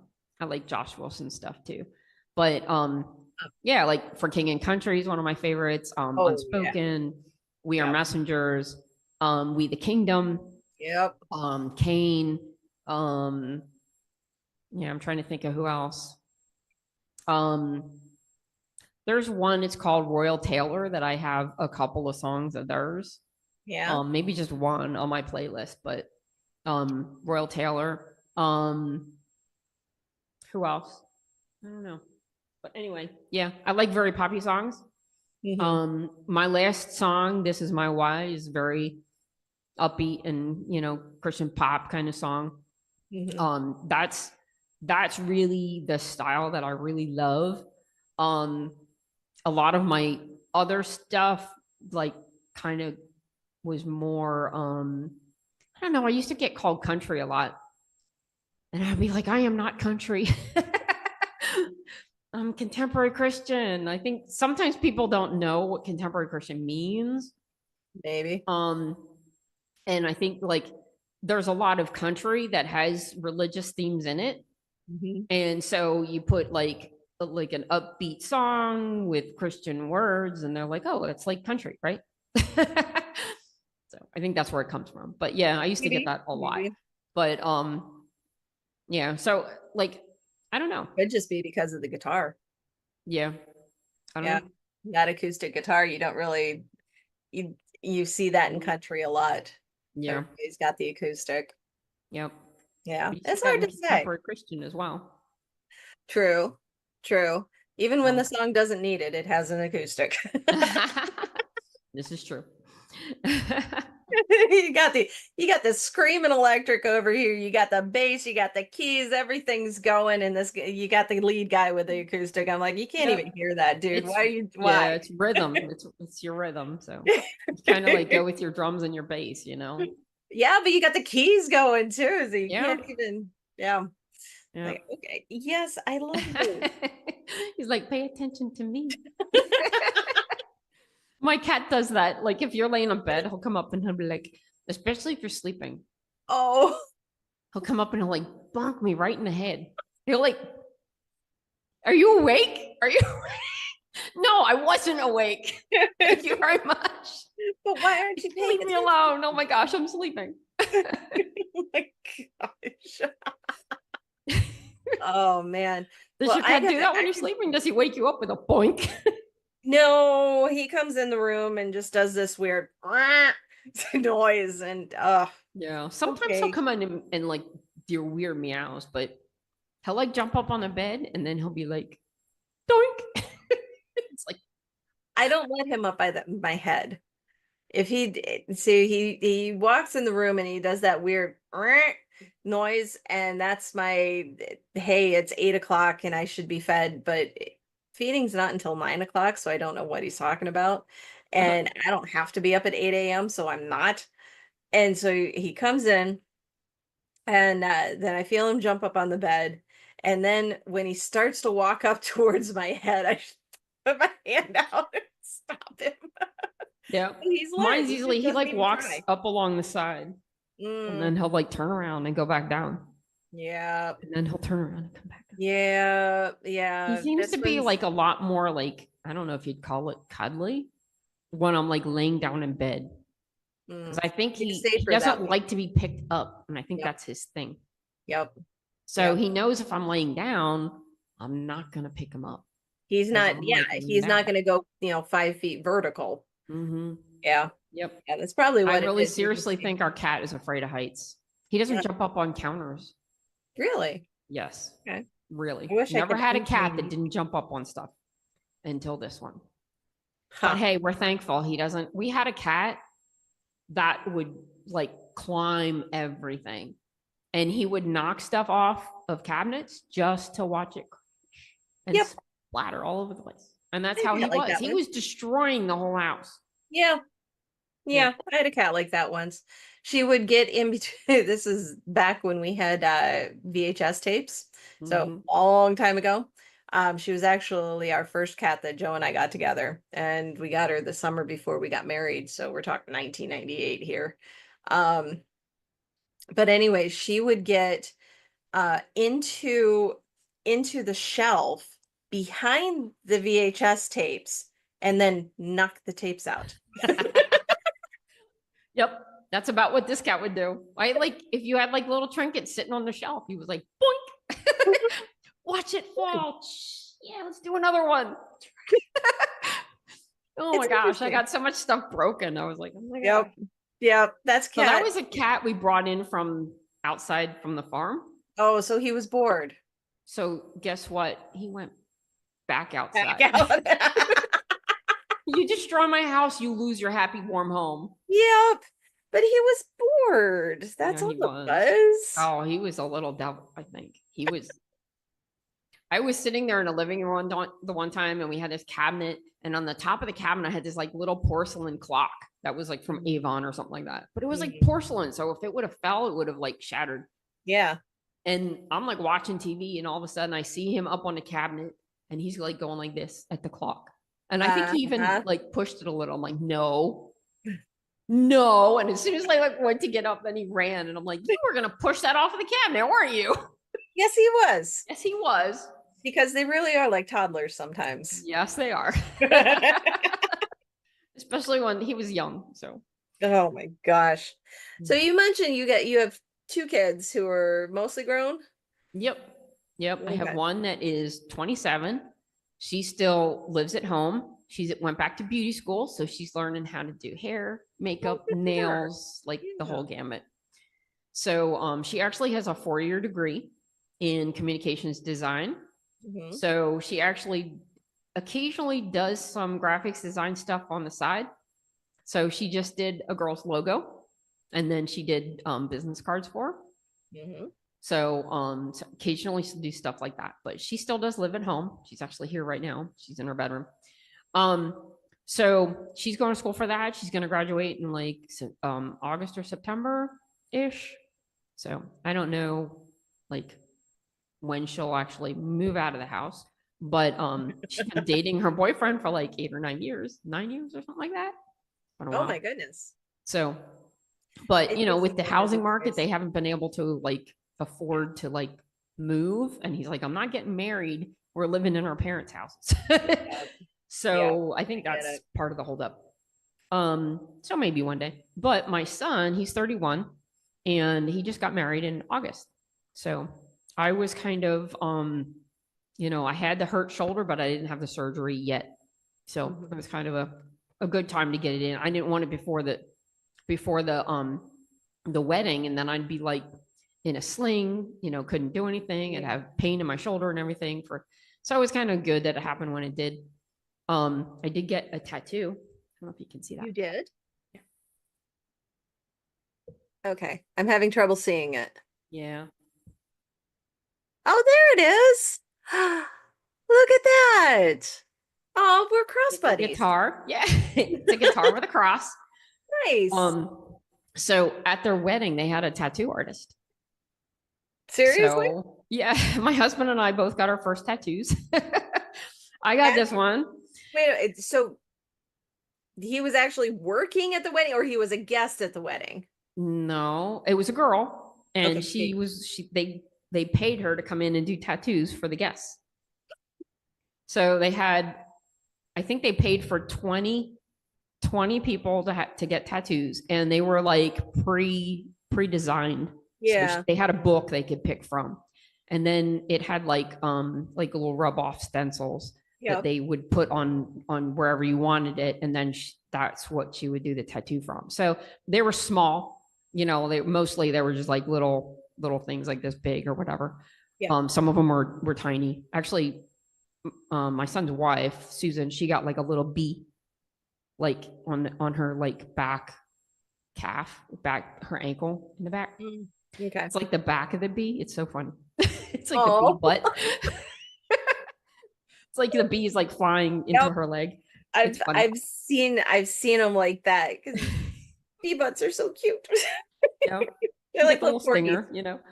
So, but anyway, I'm like, if I'm gonna tattoo myself, like, hey, this is kind of permanent, and I want something that means something to me. Exactly. You know, so I wanted something that had something to do with music, and that had to have a cross in it, because, you know, I wanted to be obvious that it was Christian.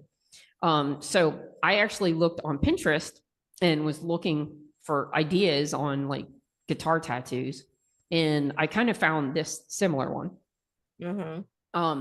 So anyway, I wanted this thing, and I sent it to my son, and I'm like if she doesn't want to do this, then I'm not getting a tattoo.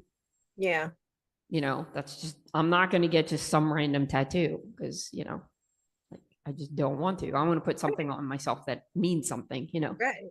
And so I got to the wedding, and when I talked to the girl, like, I don't know, she didn't have it. And I was like, so I pulled up the picture, and she's like, I said, it's really simple. It's, you know, it's just lines. It's no like shading or anything. And, you know, it's very simple. It's a guitar with a cross. And she's like, well, let me see it. And I showed it to her, and she's like, well, I can draw that on you if you want, and then do the tattoo. And I said, okay, I'll do that. So she like drew it on with a marker, and then she did the tattoo. So I was the exception. Well, you're also the mother of the groom. That's right. Yeah. And I was pretty much paying the bill. There you go. We actually split it like pretty much half and half with her parents. Wow. Because my son and his fiance, wife, whatever, didn't really have any money. So Yep. We like begged them to have a wedding because we're like, they were going to go to like a justice of the peace. And I'm like, Yep. I want a wedding. Like the wedding's for me. Come on. So, so we're like, we'll help you pay for it. So we ended up paying for half the wedding. Yeah, I just saw an article the other day. It's like, yeah, Gen Z, they're just like, no, we're good. Thanks. We don't need the wedding. I guess, in his 30s, he still qualifies as a millennial, but it just there was that trend of how elaborate and how, Yeah. it just got to be ridiculous. People were spending what they would spend on a house for a wedding. Yeah. For Well, they what? spent, I think, $38,000 for Yeah. 35 people. Oh my goodness. Yeah.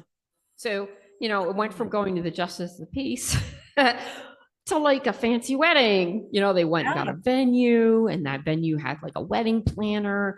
And, like it just kind of like, It ballooned. yeah, it was like the food, the flowers, Oh, it's a whole like, industry. Yeah. yeah, It is a whole industry. It's crazy. ridiculous. And that was like a micro wedding.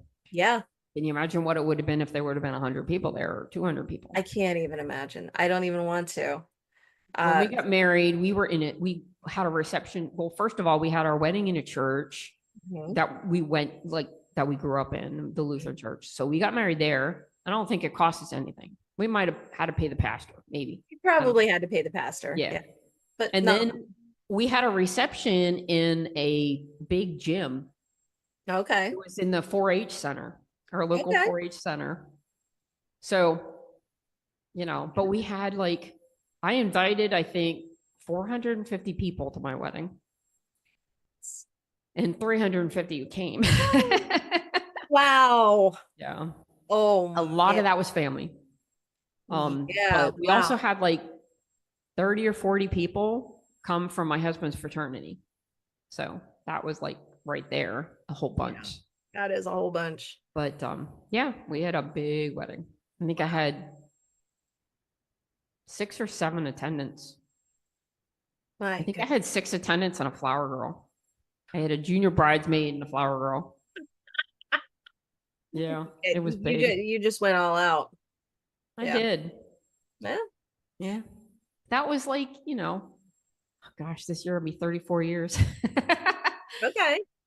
Yeah. So, yeah. What Long is time that? ago. 91. 91. That was when my husband and I started dating, actually. We started dating in 84. I love that. We were 15. So now I just dated myself. I do the math. Yeah, I did the same thing. Because I said earlier, I was 14 when I started dating my husband. So, yep, do the math. Yep, do the math. Yeah. Do the math, and I'm pretty old. Sometimes my body tells me how old I am. Although my husband and I have kind of picked up biking. Yeah. Yeah. And we kind of biked almost up until my surgery. Okay. And then we were actually biking in, I think, February. Oh, we had a couple of days that were 50. Okay. 40 or 50. And we actually Nice enough had to go bought cold weather clothing, exercise clothing. And so we went out, and I actually wiped out on my bike on ice. Yep. Luckily, I did not fall on my bad arm. Oh my yep. gosh. So my back here, I fell on my left side, and my back here is kind of it bothered me ever since. And that was probably 3 or 4 weeks ago, at least, maybe even more than that. I think it was back in February. So it's been a little over a month, I guess.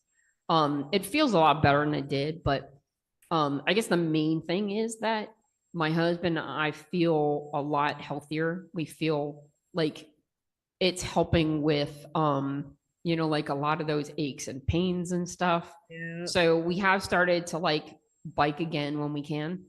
So I don't remember what the last time we were out was, probably last week sometime, because Saturday we were away. Saturday and Sunday we were away. Well, we came back Sunday. We left Saturday and came back Sunday. So Saturday was we were not home to go out, but I think we were out 1 or 2 nights last week. Mhm. And last weekend, I think we were out one of the days. So there's a trail that we go to that's like 6.3 miles each direction. So you can get a Okay. good 12.6 mile ride in, Yeah. which like at my age, I never thought I'd be doing 12 miles, 13 miles on a bike. We Oh, went out and bought bikes last June, actually, after I hurt my shoulder.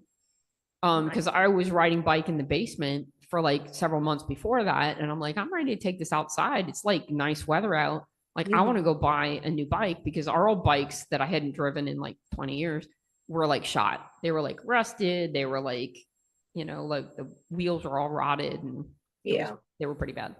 Yeah. So we're like, you know what? We're just going to buy new bikes. So we actually bought lookalike bikes, except for mine's blue and his is like a burnt orange. Mm-hmm. And bought all this like helmet, like all its, gloves with the padding on the hands and stuff like that. And we've been riding ever since like last June. And it's something that I used to do when I was younger. We used to go riding with a group from work. I used to go riding and I missed it. And it seems like, here I can go like almost 13 miles on a bike and my back is fine. If I try and walk like even 2 miles, my back is killing me. I have lower back issues. So walking is just not good. Biking, is fine. I'm the exact opposite. I have lower back issues as well, but the bending, just the posture on the bike will get to me after a while. Like I can do, 5 or 6 miles, but I don't think I could do 12 or 13. Yeah. And because that's what will get me. But to walk, now we're not like the biking, like, yeah, it's more like sitting up like this. Yeah. okay. We bought like hybrid bikes. Okay, yeah. So, and we found like we have this app called Trail Link, and you can put it to like find trails near me. Yeah. And so we've tried out a whole lot of trails in the area. Yeah, it's one in Hamburg we like a lot, so we go up there a lot. Yeah, it's really cool what they've done with the trails. I love that initiative. Yeah, it's called Rail the Trails. Yep. One of the things that I actually agree with our tax dollars being spent on. Well, yeah, because you take your life in your hands, you go out on the road, Exactly. Oh, I actually saw a guy out on the road. They're crazy out here because we're in Connecticut. I saw a guy out, he's got the whole regalia going, right? And he's on a busy road trying to turn into it. He got clipped. Really? I watched it happen. Oh my gosh.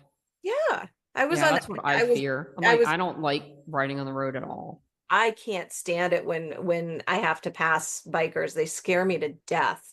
Yeah. They scare me to death because they just seem so oblivious. And a lot of times, like, it's really hilly out here.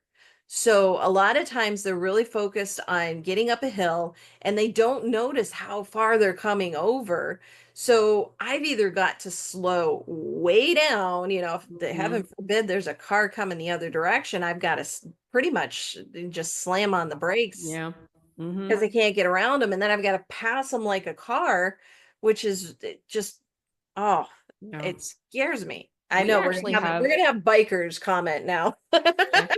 We actually have like bike clubs out here. Yeah. And like they're like hardcore. Like we are not hardcore. We are like trying to get our, exercise and fitness in. But so we try and stay off the roads. But there are some, and they're like in packs. They're all dressed up to the hilt, with all their like biking clothes.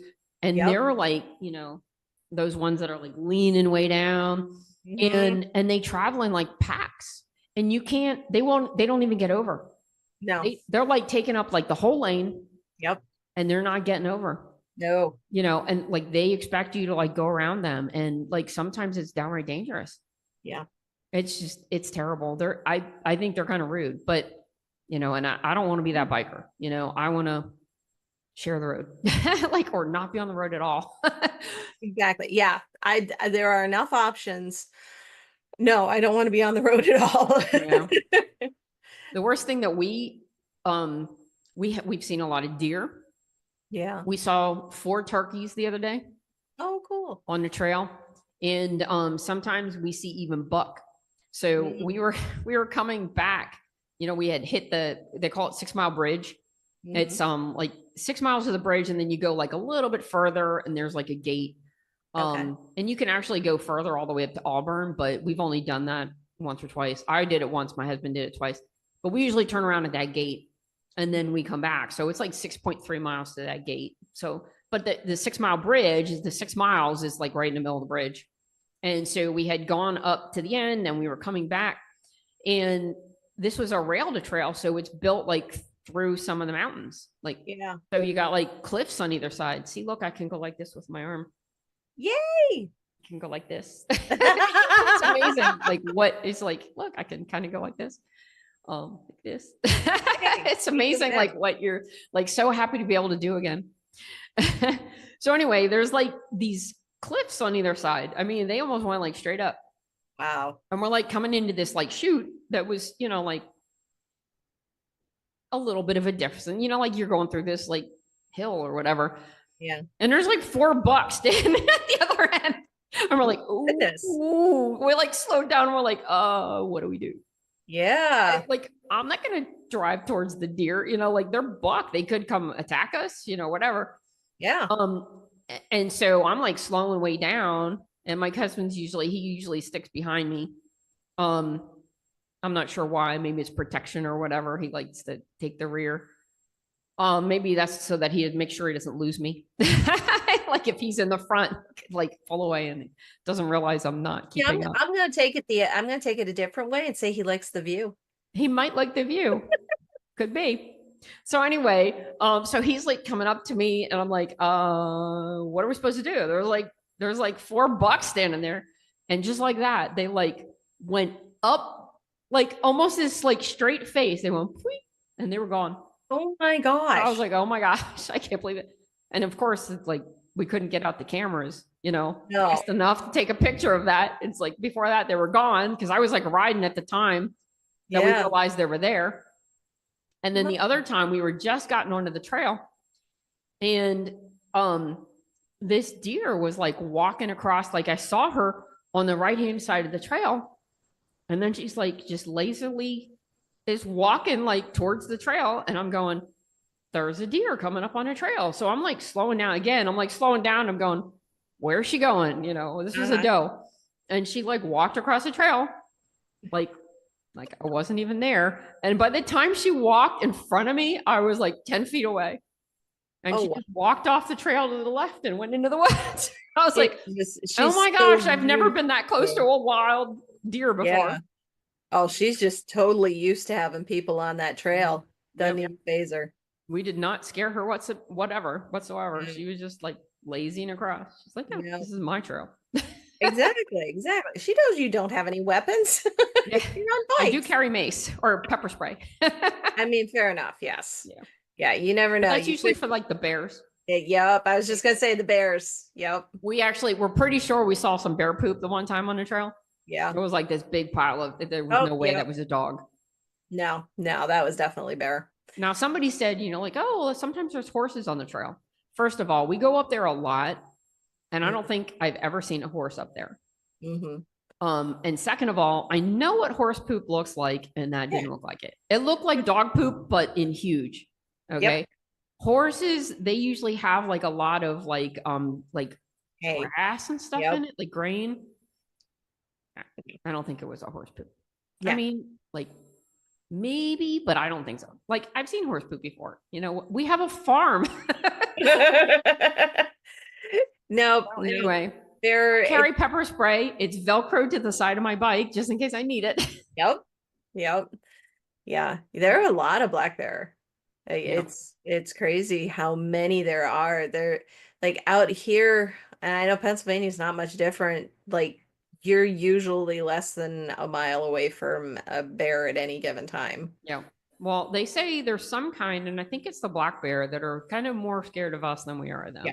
And they'll like, if they hear you, they're going to stay away. Yep. It's like grizzlies that you got to worry about. Yeah. And they're big. Yeah. Then we don't have that issue out here. The only time you got to worry about a black bear is if you get in between a mama and her cubs. That would be best. Yep. And in between male and his intended. Yes, that would be bad as well. Yes. But that's So, pretty much the only time they'll get aggressive. Usually they will just choose to stay away. Like yeah, you we've probably won't see them, no. which is good. Well, I'd rather make a lot of noise and not see them. there you go. And that's really it. You know, if you startle one, you don't know what they're gonna do. So if you can talk while you're biking, you know, hum, have a little bell, Yep. they're not gonna come out. Sometimes I play my music. We got these Yep. like little brackets for the handlebars that hold our cell phone.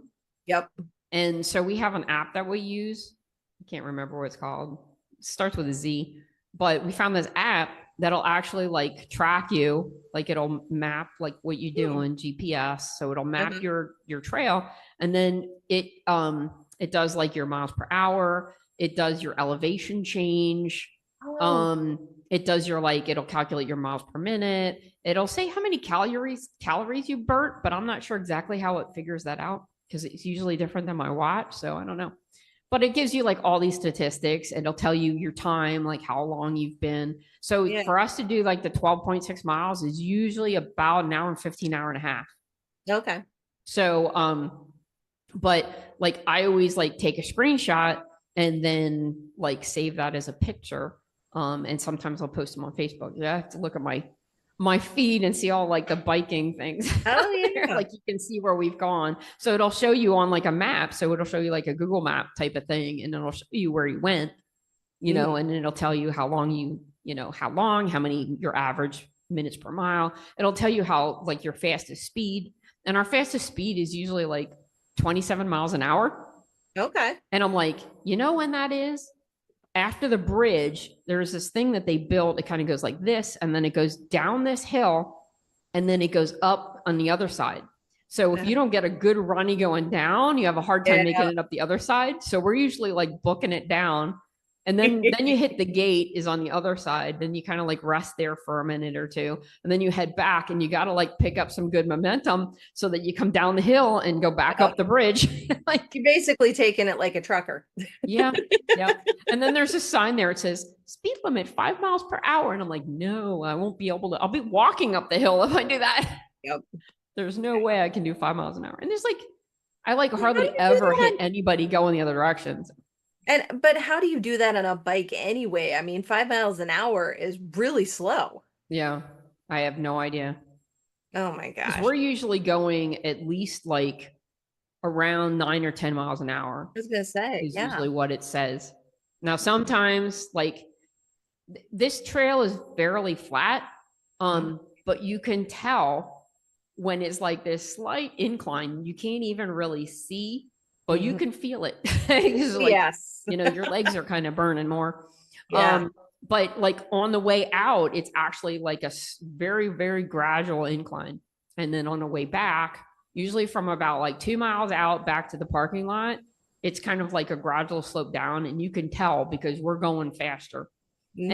And you can just feel that you can like, I'm usually like up in eighth gear, which usually I'm more in like 6 or 7, Yeah. but like when we're like 2 miles out, I'm usually like clicking it up to eighth gear because like you're going faster. Yeah. Because I think there's this like we've decided there's an incline there. Yeah. So You can yeah. almost coast And back. then we're going more like 15 miles an hour. Yeah. Yeah. Sometimes. Yeah. Yeah. But I mean, that's good that you found everybody needs something. It's good Yeah. that you found, something that you guys can do together. Because like you said, Mhm. as we're getting older, those aches and pains are ugh, so Yep. prevalent. And our Yeah. kids are like, doing their own thing or out of the house. And Okay. like, if we don't find something to do together, Yep. like, I feel like we'll just like grow apart. But he loves to do it. I love to do it. Like, we found something that we love together. And I'm just so glad. I told him that the other day when we were out. I said, I'm so glad that you like this as much as me because otherwise, I don't think I'd come out here by myself. No, no. I agree. I would have a hard time. Like I've gone out. My husband doesn't really get into it. The only time I've gone out really though is with my mother. My Yeah. mother's 75 years old and she's like, let's go for a bike ride. I'm like, okay. Okay. But I Yeah, I wouldn't go can't see my by mom getting on a bike. She's 80. myself. I mean, my parents are in pretty good shape, but I don't know if you've seen any pictures on, like, I sometimes will post videos on Facebook of my parents doing jitterbugging. They Okay. jitterbug. They go dancing. Like every Wednesday night, they go dancing and they Okay, so you jitterbug. won't get them on a bike, but they'll do a dance that is Yes. ridiculously fast Yes. that I couldn't do when I was 20. No. Yeah. Yep, you're right. And I wish my dad would have taught me to do, maybe he will yet before, while he's still around, teach me to jitterbug. Oh my My gosh. dad actually plays bass with me too. He plays bass on the worship team as well as concerts. That is so cool. Yeah. I love that. I love that. And he's like 80, 82. I think he's Oh my 82. gosh. Yeah. Wow. How So blessed he's you in are. good shape for his age. And he runs the soundboard. Okay. So he was running the soundboard before I started, but then when I started, he started playing bass with me. So he's like kind of taught my husband how to run the soundboard because my husband runs my sound when I do my concerts. So he's kind of familiar Mine with too. sound a little bit. So he's my husband's like running the soundboard and he's up, my dad's up front. They stream to Facebook. So my mom's usually doing the slides. My Okay. husband's running the soundboard. I'm It's a leading worship. family My dad's affair. playing bass. It's like the whole family's involved. That is so cool. That is so cool. Yeah. Oh my gosh. So it's kind of fun. We have a concert next Friday. And so I asked my dad, I'm like, are you coming with me? It's going to be up in Mountaintop, PA, which is about an hour and a half from my house. Okay. So up in the Poconos. Okay. So yeah, so we're going there next Friday. And so I'm throwing on this time I'm gonna throw on like a bunch of worship stuff. Yeah. So, we have less to practice. Because we're already practicing them for church. So I'm like pulling Yep. some of the church songs that we've been doing. And why wouldn't you? Yeah. Why wouldn't you? Oh my So gosh. yeah. So I got like I'm starting to feel the pressure because I got this concert next Friday that I scheduled a while ago. And then Good Friday's coming up. Hmm. So I'm like, I pulled some actually hymns for Good Friday, the old rugged cross. Yep. Um, what do I got? Nothing but the Amid the blood. blood. Yep. Um, what was the other one? Were you there? Hmm. And Jesus paid it all. We're That's doing what we're doing on Good Friday. And then I'm also looking forward to Resurrection Sunday, where we're doing Christ the Lord is risen today. Death was arrested, graves in the gardens, now here, and crown him with many crowns. nice. I might do all them. I'm not sure. I might mix one because we only do 4 songs and this is 5. So I don't know. We'll see. Yeah. But that's and then not only that, I was asked to do a patriotic event in June.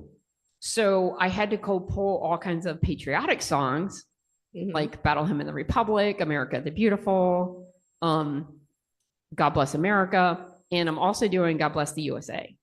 Nice. I can't remember what else. So anyway, I was like trying to pull patriotic stuff because they asked me to like lead the singing. So it's like you need to pull stuff that people know. Yeah. Can Yeah. sing along with. So I'm pulling like all those classic, patriotic songs.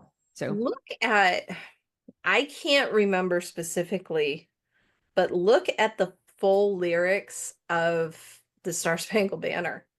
oh yeah. I am pretty sure it goes full on Christian, at Oh least yeah. in one of the verses. I think I have that because I think I pulled it down for this thing. I remember I do an event. I sing the Star Spangled Banner at an event every year. And I remember the first year I did it, this is years back now. But I remember the first year I did it thinking, well, maybe I'll do multiple verses. And that got nixed. But I remember looking at them and thinking, wow, this would be really cool because it does go more Christian. the Star Spangled Banner. Yeah. Okay, so verse 2. Verse 1 is the one we all know. Hmm. Verse 2, on the shore dimly seen through the mists of the deep, where the foe's haughty host in dread silence reposes. What is that which the breeze or the towering steep as it fitfully blows, half conceals, half discloses? Now it catches the gleam of the morning's first beam, in full glory reflected, now shines on the stream. 'Tis the star-spangled banner on, oh, long may it wave o'er the land of the free and the home of the brave. You sure that's a song? Or is there another verse that I don't have? I think there was another verse. Oh, wait, there is a verse 3. There's a page 2. Uh-huh. Oh, thus be it ever when free men shall stand between their loved homes and the war's desolation. Blessed with the victory and peace, may the heaven rescued land praise the power that hath made and preserved us a nation. Then conquer we must when our case it is just, and this be our motto, in God is our trust. And the star-spangled banner in triumph shall wave o'er the land of the free and the home of the brave. That does go a little Christian there. Yeah, a little bit. But there was another one. I think it was Battle Hymn of the Republic. Oh, yeah, that's definitely. In the beauty of the lilies, Christ was born across the sea with a glory in his bosom that transfigures you and me. And as he died to make men holy, let us live to make man free while God is marching on. Battle Hymn of the Republic. Yeah, that's a great one. Oh, so anyway, those are my patriotic event songs. So I feel like I'm like, oh my gosh, I have so much to practice for. Good thing my arm's pretty much back to normal. Yep. You can sling that over the guitar and have no problems now. Yeah. Like I was like, I just couldn't like do that. Yeah. Yeah. Now I can. This cat, man. Yes, we're doing this again. Okay. Come here, you dork. But you're not paying attention to me. Yes. So tell me about the CDs on the wall. You said you're gonna get to those. Yeah. So I only have 3 up there, but I have another one of these. I get these from so we're gonna do this without knocking everything down, but these I get from DistroKid. Okay. Oh, cool. So you can pay like $40 for a plaque. Uh-huh. And they put one of your CDs in it and the cover. And then they gave you like this little thing down at the bottom. It says, Disc Makers congratulates Yvonne Hartman on the release of Life is Lovely EP, October 2023. That's I think cool. I actually didn't have the release party until November. Yeah.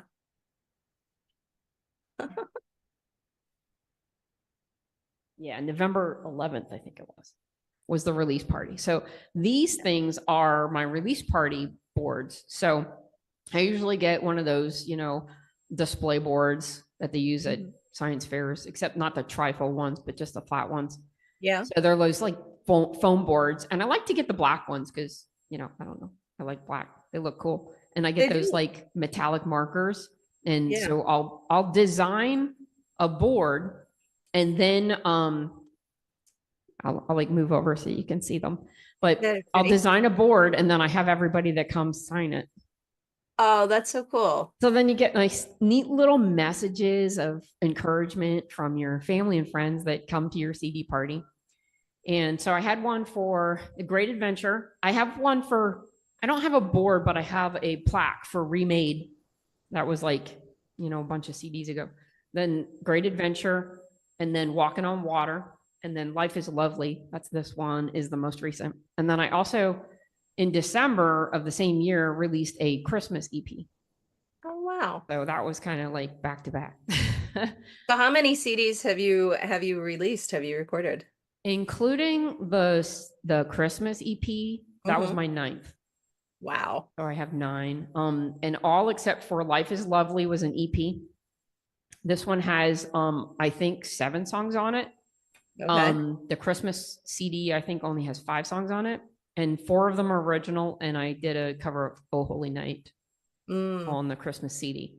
And then all the other CDs are all full-length CDs. And my first CD, I don't even sell anymore because I only have a couple of them left, and it really wasn't that good. I went and recorded that in one weekend. There's 18 songs on it. Oh my gosh. Yeah. 18 songs I did in one weekend. I was nuts. Like that was the first time I'd ever like recorded.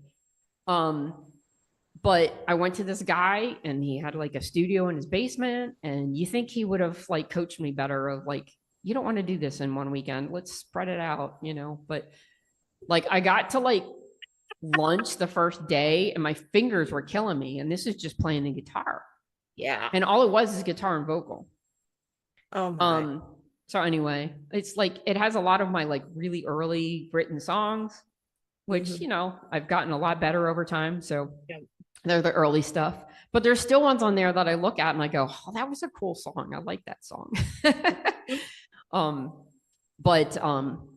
Yeah, so I don't sell that one anymore, but every other CD I think is available on my website if anybody wants to buy any.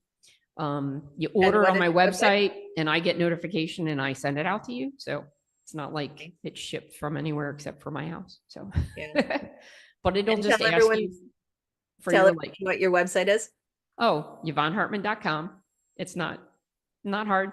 I got that website like years and years ago, even before I had a music ministry. I had a like a web design business like way back. Okay. And I had gotten that website, YvonneHartman.com. And so I used it for my business while I had it. And that only lasted because I was working at the time, so it was kind of like a side thing. And, like I had one bad guy that never paid me and I was out like $1,500. And I was like, you know what, this is worth it. Because that same guy no, it wasn't the same guy. There's one guy that like went bankrupt and like I lost $1,500 and I had paid some of that out in like money. Like that wasn't just like my time that I spent doing his website. Yeah. That was including money that I paid for him for his hosting that I paid. And then he was supposed to pay me and like, he didn't pay me for that either. So I was actually out money for that guy, actual money. And then the other guy was like demanding as anything. Like I have a full-time job. I'm working during the day. And he's like, and he had a full-time job. Like this was his side gig too. And he must be like watching, like checking his website like every 5 minutes. And he'd be like, like, hey, my website's down. Oh my gosh, like then I got to contact the host because I was just like reselling the hosting. And I'm like, oh my gosh, I can't. The guy was like so miserable. I couldn't stand it. And I was like, that's it. I'm not doing this anymore. It's not worth it. Like, I don't really need this hassle. So anyway, I had the website, YvonneHartman.com. Like, how many times these days can you actually just get your name as your website address? And then people ask me what my email address is. I'm like, it's Yvonne at YvonneHartman.com. My name at my first name, last name.com. And people are like, huh, you have your own website? I'm like, yes, I do. So a lot of times people are like, Yvonne Hartman Music, Yvonne Hartman Official, you see all kinds of variations, but I had mine for a long time. The funny thing is, if you Google Yvonne Hartman, you will find a lot of Torchwood Institute because Yvonne Hartman was the bad girl in, I think it was from 2007 season finale. They killed her. But like, hey, she's like, Torchwood Institute, and people like must Google Yvonne Hartman. And I'm thinking, yeah, they're probably Googling me and they think, wow, this Yvonne Hartman's really popular. We should, like keep her around. So you see all this Torchwood Institute stuff. And then I heard they brought her back. And I'm like, really? She stole my name. Now, this is the character's name. It's not like the actress's name. It's the character's name, Yvonne Hartman. So, yeah.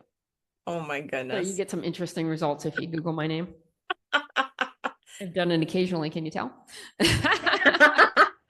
I just don't want to go down that disappointing rabbit hole, so I haven't done it. Actually, if you type in Yvonne Hartman Music to Google, you'll get a lot of my stuff. You won't get the Torchwood Institute stuff if you add that music on the end. Because like my Facebook is Yvonne Hartman Music Ministry. My Instagram is Yvonne Hartman Music. My YouTube is Yvonne Hartman Music. I used to have a Twitter. It was like Yvonne Hartman _. Yeah. I think I still have a Twitter. I'm not sure since it changed to X. I think I have an X. I think it's the same thing, but I never use it. Mine transferred. Yeah, I Yeah. don't use it very often. I like mostly use Facebook, and a lot of that stuff will automatically push over to Instagram. And I'll use Instagram a little bit. Every once in a while I'll post there, but mostly I'll post on Facebook and it'll push to Instagram anyway. Yeah. So I just post one place. And sometimes I'll post some stuff on Instagram, but not a whole lot. I post more on Facebook. Yeah. I don't know. That's where I am. So, but I'm in that age group that has Facebook. And my kids, they don't do Facebook much anymore. Absolutely They do not. Snapchat, they do Instagram, they do TikTok. I do have a TikTok as well, actually. And I can't remember what that one is. It could be Yvonne Hartman music or just Yvonne Hartman. I forget. But anyway, I do have a TikTok, and a lot of times I'll like post like videos, like live videos, like of me singing the song or whatever. I'll post up on TikTok. Yeah. Yeah. A lot of those go up on YouTube as well. Yep. I'm friends with a guy who will do that. He actually, I call him the adorable curmudgeon because he looks like a grumpy old man. But yeah. yeah, and he'll take his guitar and he'll play a song, and he's got like thousands of followers on TikTok. Oh my gosh. Oh my Wow. gosh. And I didn't quite catch the wave as it was cresting, so I'm underwater at this point. I don't even bother. Yeah. I have some stuff up there, but I don't post very often. So I Yeah. don't know. But YouTube, like a lot of people are like, oh, I don't have Spotify. Like my stuff's all out on the streaming sites, but Yep. they do push it to YouTube as well. So you can actually find all my releases, at least like for the more recent CDs, you can find them all out on YouTube as like a release. So if you go to my channel, which is Yvonne Hartman Music on YouTube, if you go to my channel, there's a tab for lives, and then there's also a tab for releases. And if you go to the releases, you'll actually see they'll just put up like the cover art, and like the song will play. But they do release it to YouTube. So Yeah, I noticed that. I released an EP here a couple of years ago, and I had the hardest time. I don't know if they've changed it or if I did something wrong, but I have a YouTube channel. I've had it for years, but they didn't post it to my YouTube channel. They created a new channel. I think you actually have to link it. Okay. Who do you use to distribute? DistroKid. Yeah. So I think when you're releasing it, I had to actually like link it up to Okay. Spotify, and I had to link it up to YouTube. Yeah. I think if you link it up to your account in those, I know we did that on, no, they did it on Spotify too. They created, yeah, maybe we missed that step.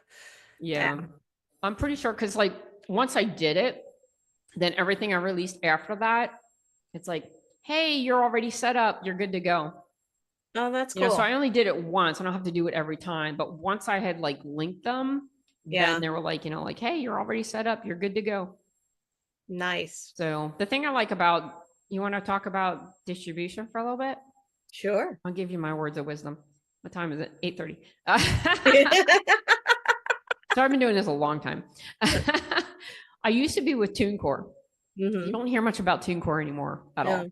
But TuneCore was like breaking me. Yeah. You paid like, I think it was like $50 a year per CD or $10 a single. So I had like, this is when I had like 4 CDs up there. Okay. So I was paying $200 a year because I was paying $50 per CD. Then I had several releases, single releases as well. And if you released something as a single and then you released it on a CD, like it didn't matter. You still paid an extra $50 for that CD, even though you even released, a song or 2 singles. So like it kind of made you want to wait to do a CD because like you couldn't just like re-release it and not pay more. You had to pay again, no matter what you had it up as. Yeah. So anyway, and I was like, well, I'm going to keep doing this music.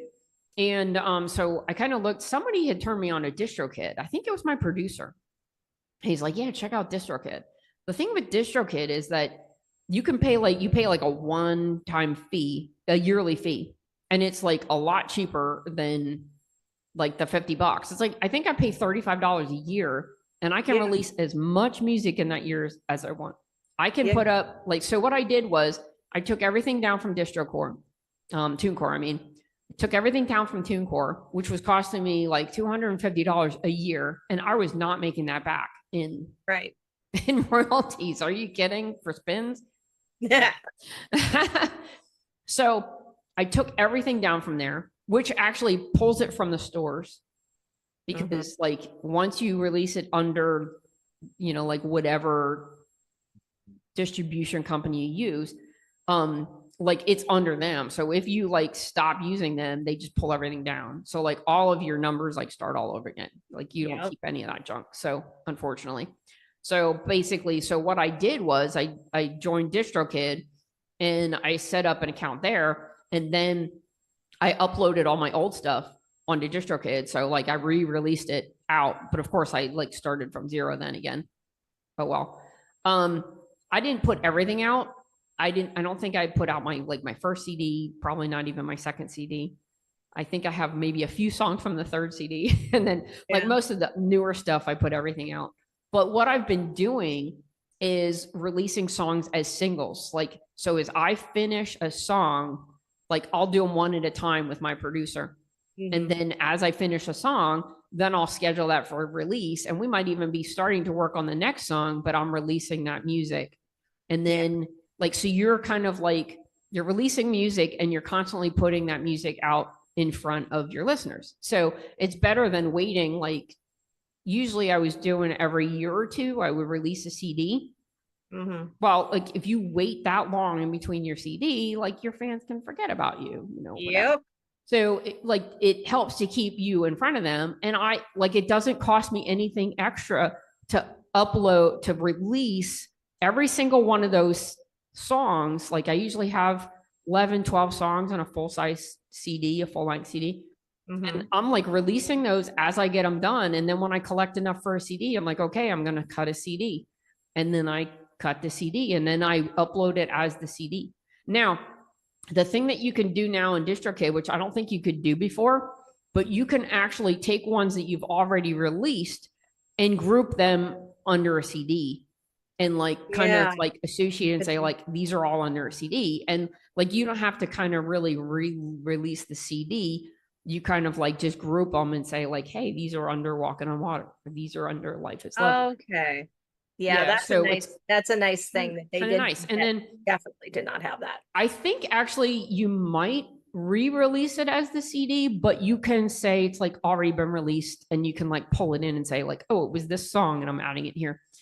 So the nice thing about that is that like if they play one of my songs, like Life is Lovely, it'll take any of the spins that it has on the single and any of the spins that it has on the album. And it kind of like puts them together and said, this is this, it knows it's the same song and it doesn't really care whether it gets it from the single or the album. It's going to sum the spins.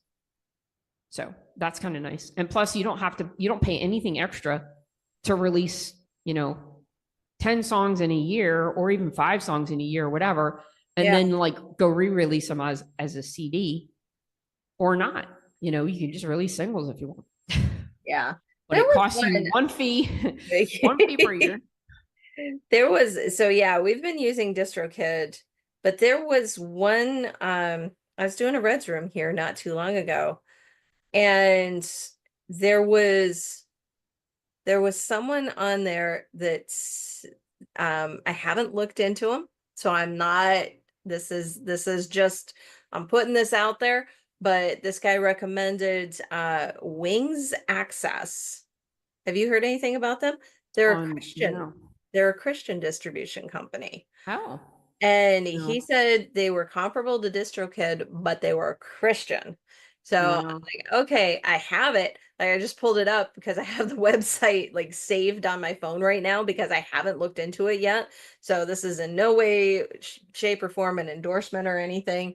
It's just something that I hadn't been aware of that was even available, because Yeah. DistroKid, I think, that's where we started. Yeah. That's where we are Well, now. like I said, when I changed from TuneCore to DistroKid, I had to pull everything down from TuneCore, re-upload it, re-release it under DistroKid, and like all my counts all went to 0 again. Yeah. So Yeah. like it's great to say that, but at this point I'm pretty invested in Yep. DistroKid. And if I Yep. pulled that stuff Yeah. down, I would lose all of my, all of my stats and everything. Yep. No, I get it. I get it. If you haven't done anything yet, definitely look Something to into look it. into. Yeah. Yeah. Definitely look into it. Yeah. But the other thing that I was going to say, I'm all for like helping out those indies out there. So my business cards, see how we have the okay, so we'll talk about the QR code first. Yeah. So I put the QR code that goes to my website. So if they open up their camera, they scan that QR code, that'll go to my website. And on my website, I have merchandise, I have my CDs they can purchase. There's where you can listen to my music, like Spotify links, iTunes link, there's YouTube. I have my videos up there, YouTube links to my videos. So I have some actual, like, kind of semi-professional, not really professional, but like semi-professional, I guess, actual music videos that I have done. So there like links to that. My schedule's supposed to be up there right now. I still have a 2024 schedule up there because I was not doing much after my shoulder horrible at putting that went stuff last year. But anyway, there's all kinds of stuff up there. Plus, like my God sightings is kind of an interesting area. And, like anything else about my ministry, you can follow me there. So that's the one thing. And in order to get something like that, there's a QR, just Google QR code generator. All right. Then you go get your website address and you usually like plop it in on their website and it'll like generate the QR code for you. And then you can go save it as a JPEG and add it to your materials. So, all right. The other thing on here is my Spotify code. So the Spotify code, that goes to my artist website or my artist profile on Spotify. Okay. So they don't scan that with their regular camera. What you do is you go into Spotify. I guess I can probably show you. This is like, indie tips. Technology. Yes. Indie tips. So you go into Spotify. Spotify is going to come up here in a second. All right. So you go into Spotify and then there is a search button. Now I think it's different on the iPhone. I have an Android, but there should be a search button. You hit the search button and then you get your search, and the search at the top, if you click, like you would be going to search for someone. Okay. Nope. No, wait. I think they moved it because look, there's a camera up in the corner. I see that. Okay. So you click on the camera. You click on the camera. Okay. Okay. Then it gives you a scanny thing. Okay. Or your camera. Now I go like this and I scan it, and guess what? Ta-da! Look at that. Right to my artist profile. Oh my God. There is a Spotify code generator out there. And it's from Spotify. So you go out there and you Google Spotify code generator. And when you go into your page, so you get your artist page and you click on the three little box, you go share, and then you go copy link, and that'll copy your link to wherever you want. So you can do that for an individual song. Like here's This Is My Why. I can click there, go share, copy link. Okay, so it copies it to your clipboard. Then you go to the Spotify code generator page and you plop in that code and hit submit, or whatever button they have to do it. And it will give you your Spotify code for either your artist profile or the song, whatever you put in there. Oh my goodness. So I make little business card size, like little hand me out things. Yeah. With the cover art of the song. Then I'll put the Spotify code and the song name. on this little business card size thing. And then I have like a little, like 3 or 4 tier business card thing. And I put them in there at my merch table, and people can take those and they can like scan it and like go right to the song. That is Or on my so business cool. cards, they can go right to my artist page. So That anyway, is so, oh my gosh. these are Isn't like the technology artist tips. And then on the back, great? I Look at have that. all of my All your socials. all my socials on the You back. do have a TikTok. Look at that. I know, I do. And a Reverb Nation that I hardly ever use anymore either. Yeah, I don't either. Instagram, Spotify, Facebook, Instagram, TikTok, Reverb Nation, YouTube are the ones that I put on there. So I keep this thing here just because when they be like, where can they find you? I'm like, oh, wait a second. Mostly if you type in Yvonne Hartman music, you'll probably find me. Oh, that's type so in just funny. Yvonne Hartman, you'll get Torchwood Institute. So good luck. She doesn't look anything like me. And supposedly she's like a cyborg or a robot or something too. So she's not even real. That's so funny. Funny. That is adorable. Well, thank you so much for sharing all that. I didn't know any of that.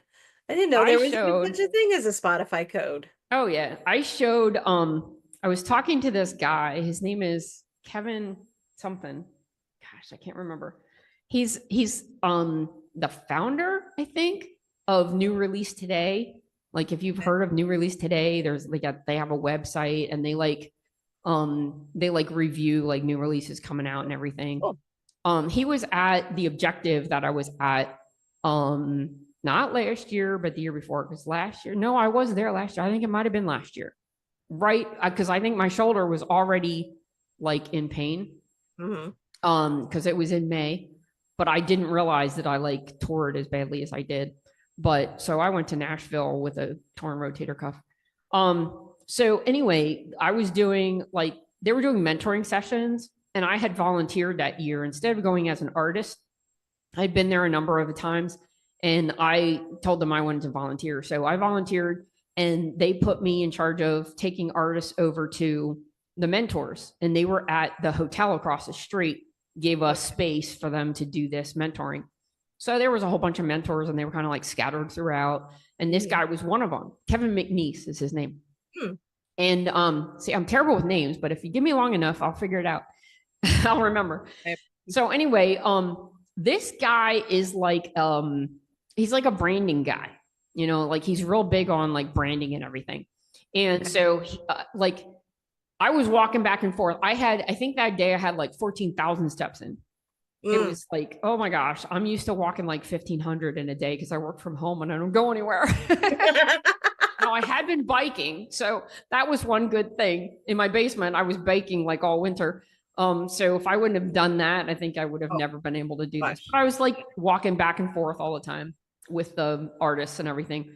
And so I said, you know, like I gotta like stop. I can't keep this up. I'm like exhausted. Can I switch places with the girl that's sitting over there with the mentors? And so we switched places. And first one I asked her, she's like, no, I'm good here. I'm like, no, I'm not good. I can't do this anymore. I'm like exhausted. I have to sit for a while.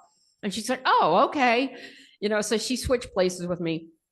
And so like this guy was kind of like where I was sitting near where this guy was doing his like mentoring thing. And the first thing he did is he had his laptop there and he would pull up. He's like, oh, what's your band name? You know, and he'd type it into Google and he'd be like, he'd pull up like all your social stuff, your website, your Facebook, your Instagram, like he's pulling up your stuff. And he's like, okay, is your stuff like, do you have a cohesive look over all of your social sites? Like, are you using like the same graphics? Are you using the same pictures? Are you using the same, do you have the same like look and feel? You know, like all this kind of stuff. And so basically, he was like this big branding guy. So he did it for me and he gave me some tips and everything. But I think I already had these and I showed him this and he was like, I didn't know anything about that. Like, see, I learned something. And I taught that to him. I'm like, yeah, this is awesome. Like, this is a great marketing tool. It is. It is. Ooh, the other thing I got, which I don't have it on right now. I didn't put it on, but I got one of those dots. Did you ever get ads on that for Facebook? There's a wristband, or you can get it in like a little credit card size thing. But it's like you go and you put it against the phone, and there's like a sweet spot, but it's like right up here, I think, with the Android, and I think iPhone it's someplace different, but they have to have their near file sharing on, but you tap it and then it'll go up to your like a dot profile, and you put in all of your like social links. You put in your website, you put in your Spotify, you put in your Instagram, Facebook, blah, blah, blah. And then like it comes up on their phone. And then they can go, oh, save contact information. And they can go and like save it as a contact and have like all of your social media there and your website and your whatever you put on in your profile, like it'll give them. Crazy. So that's my new toy. Yeah. You wear it as a bracelet. It's really cool. Huh. It just looks like one of these reminder bands. Yeah. So I have one on from Yvonne Hartman. So that one's mine with my website on it.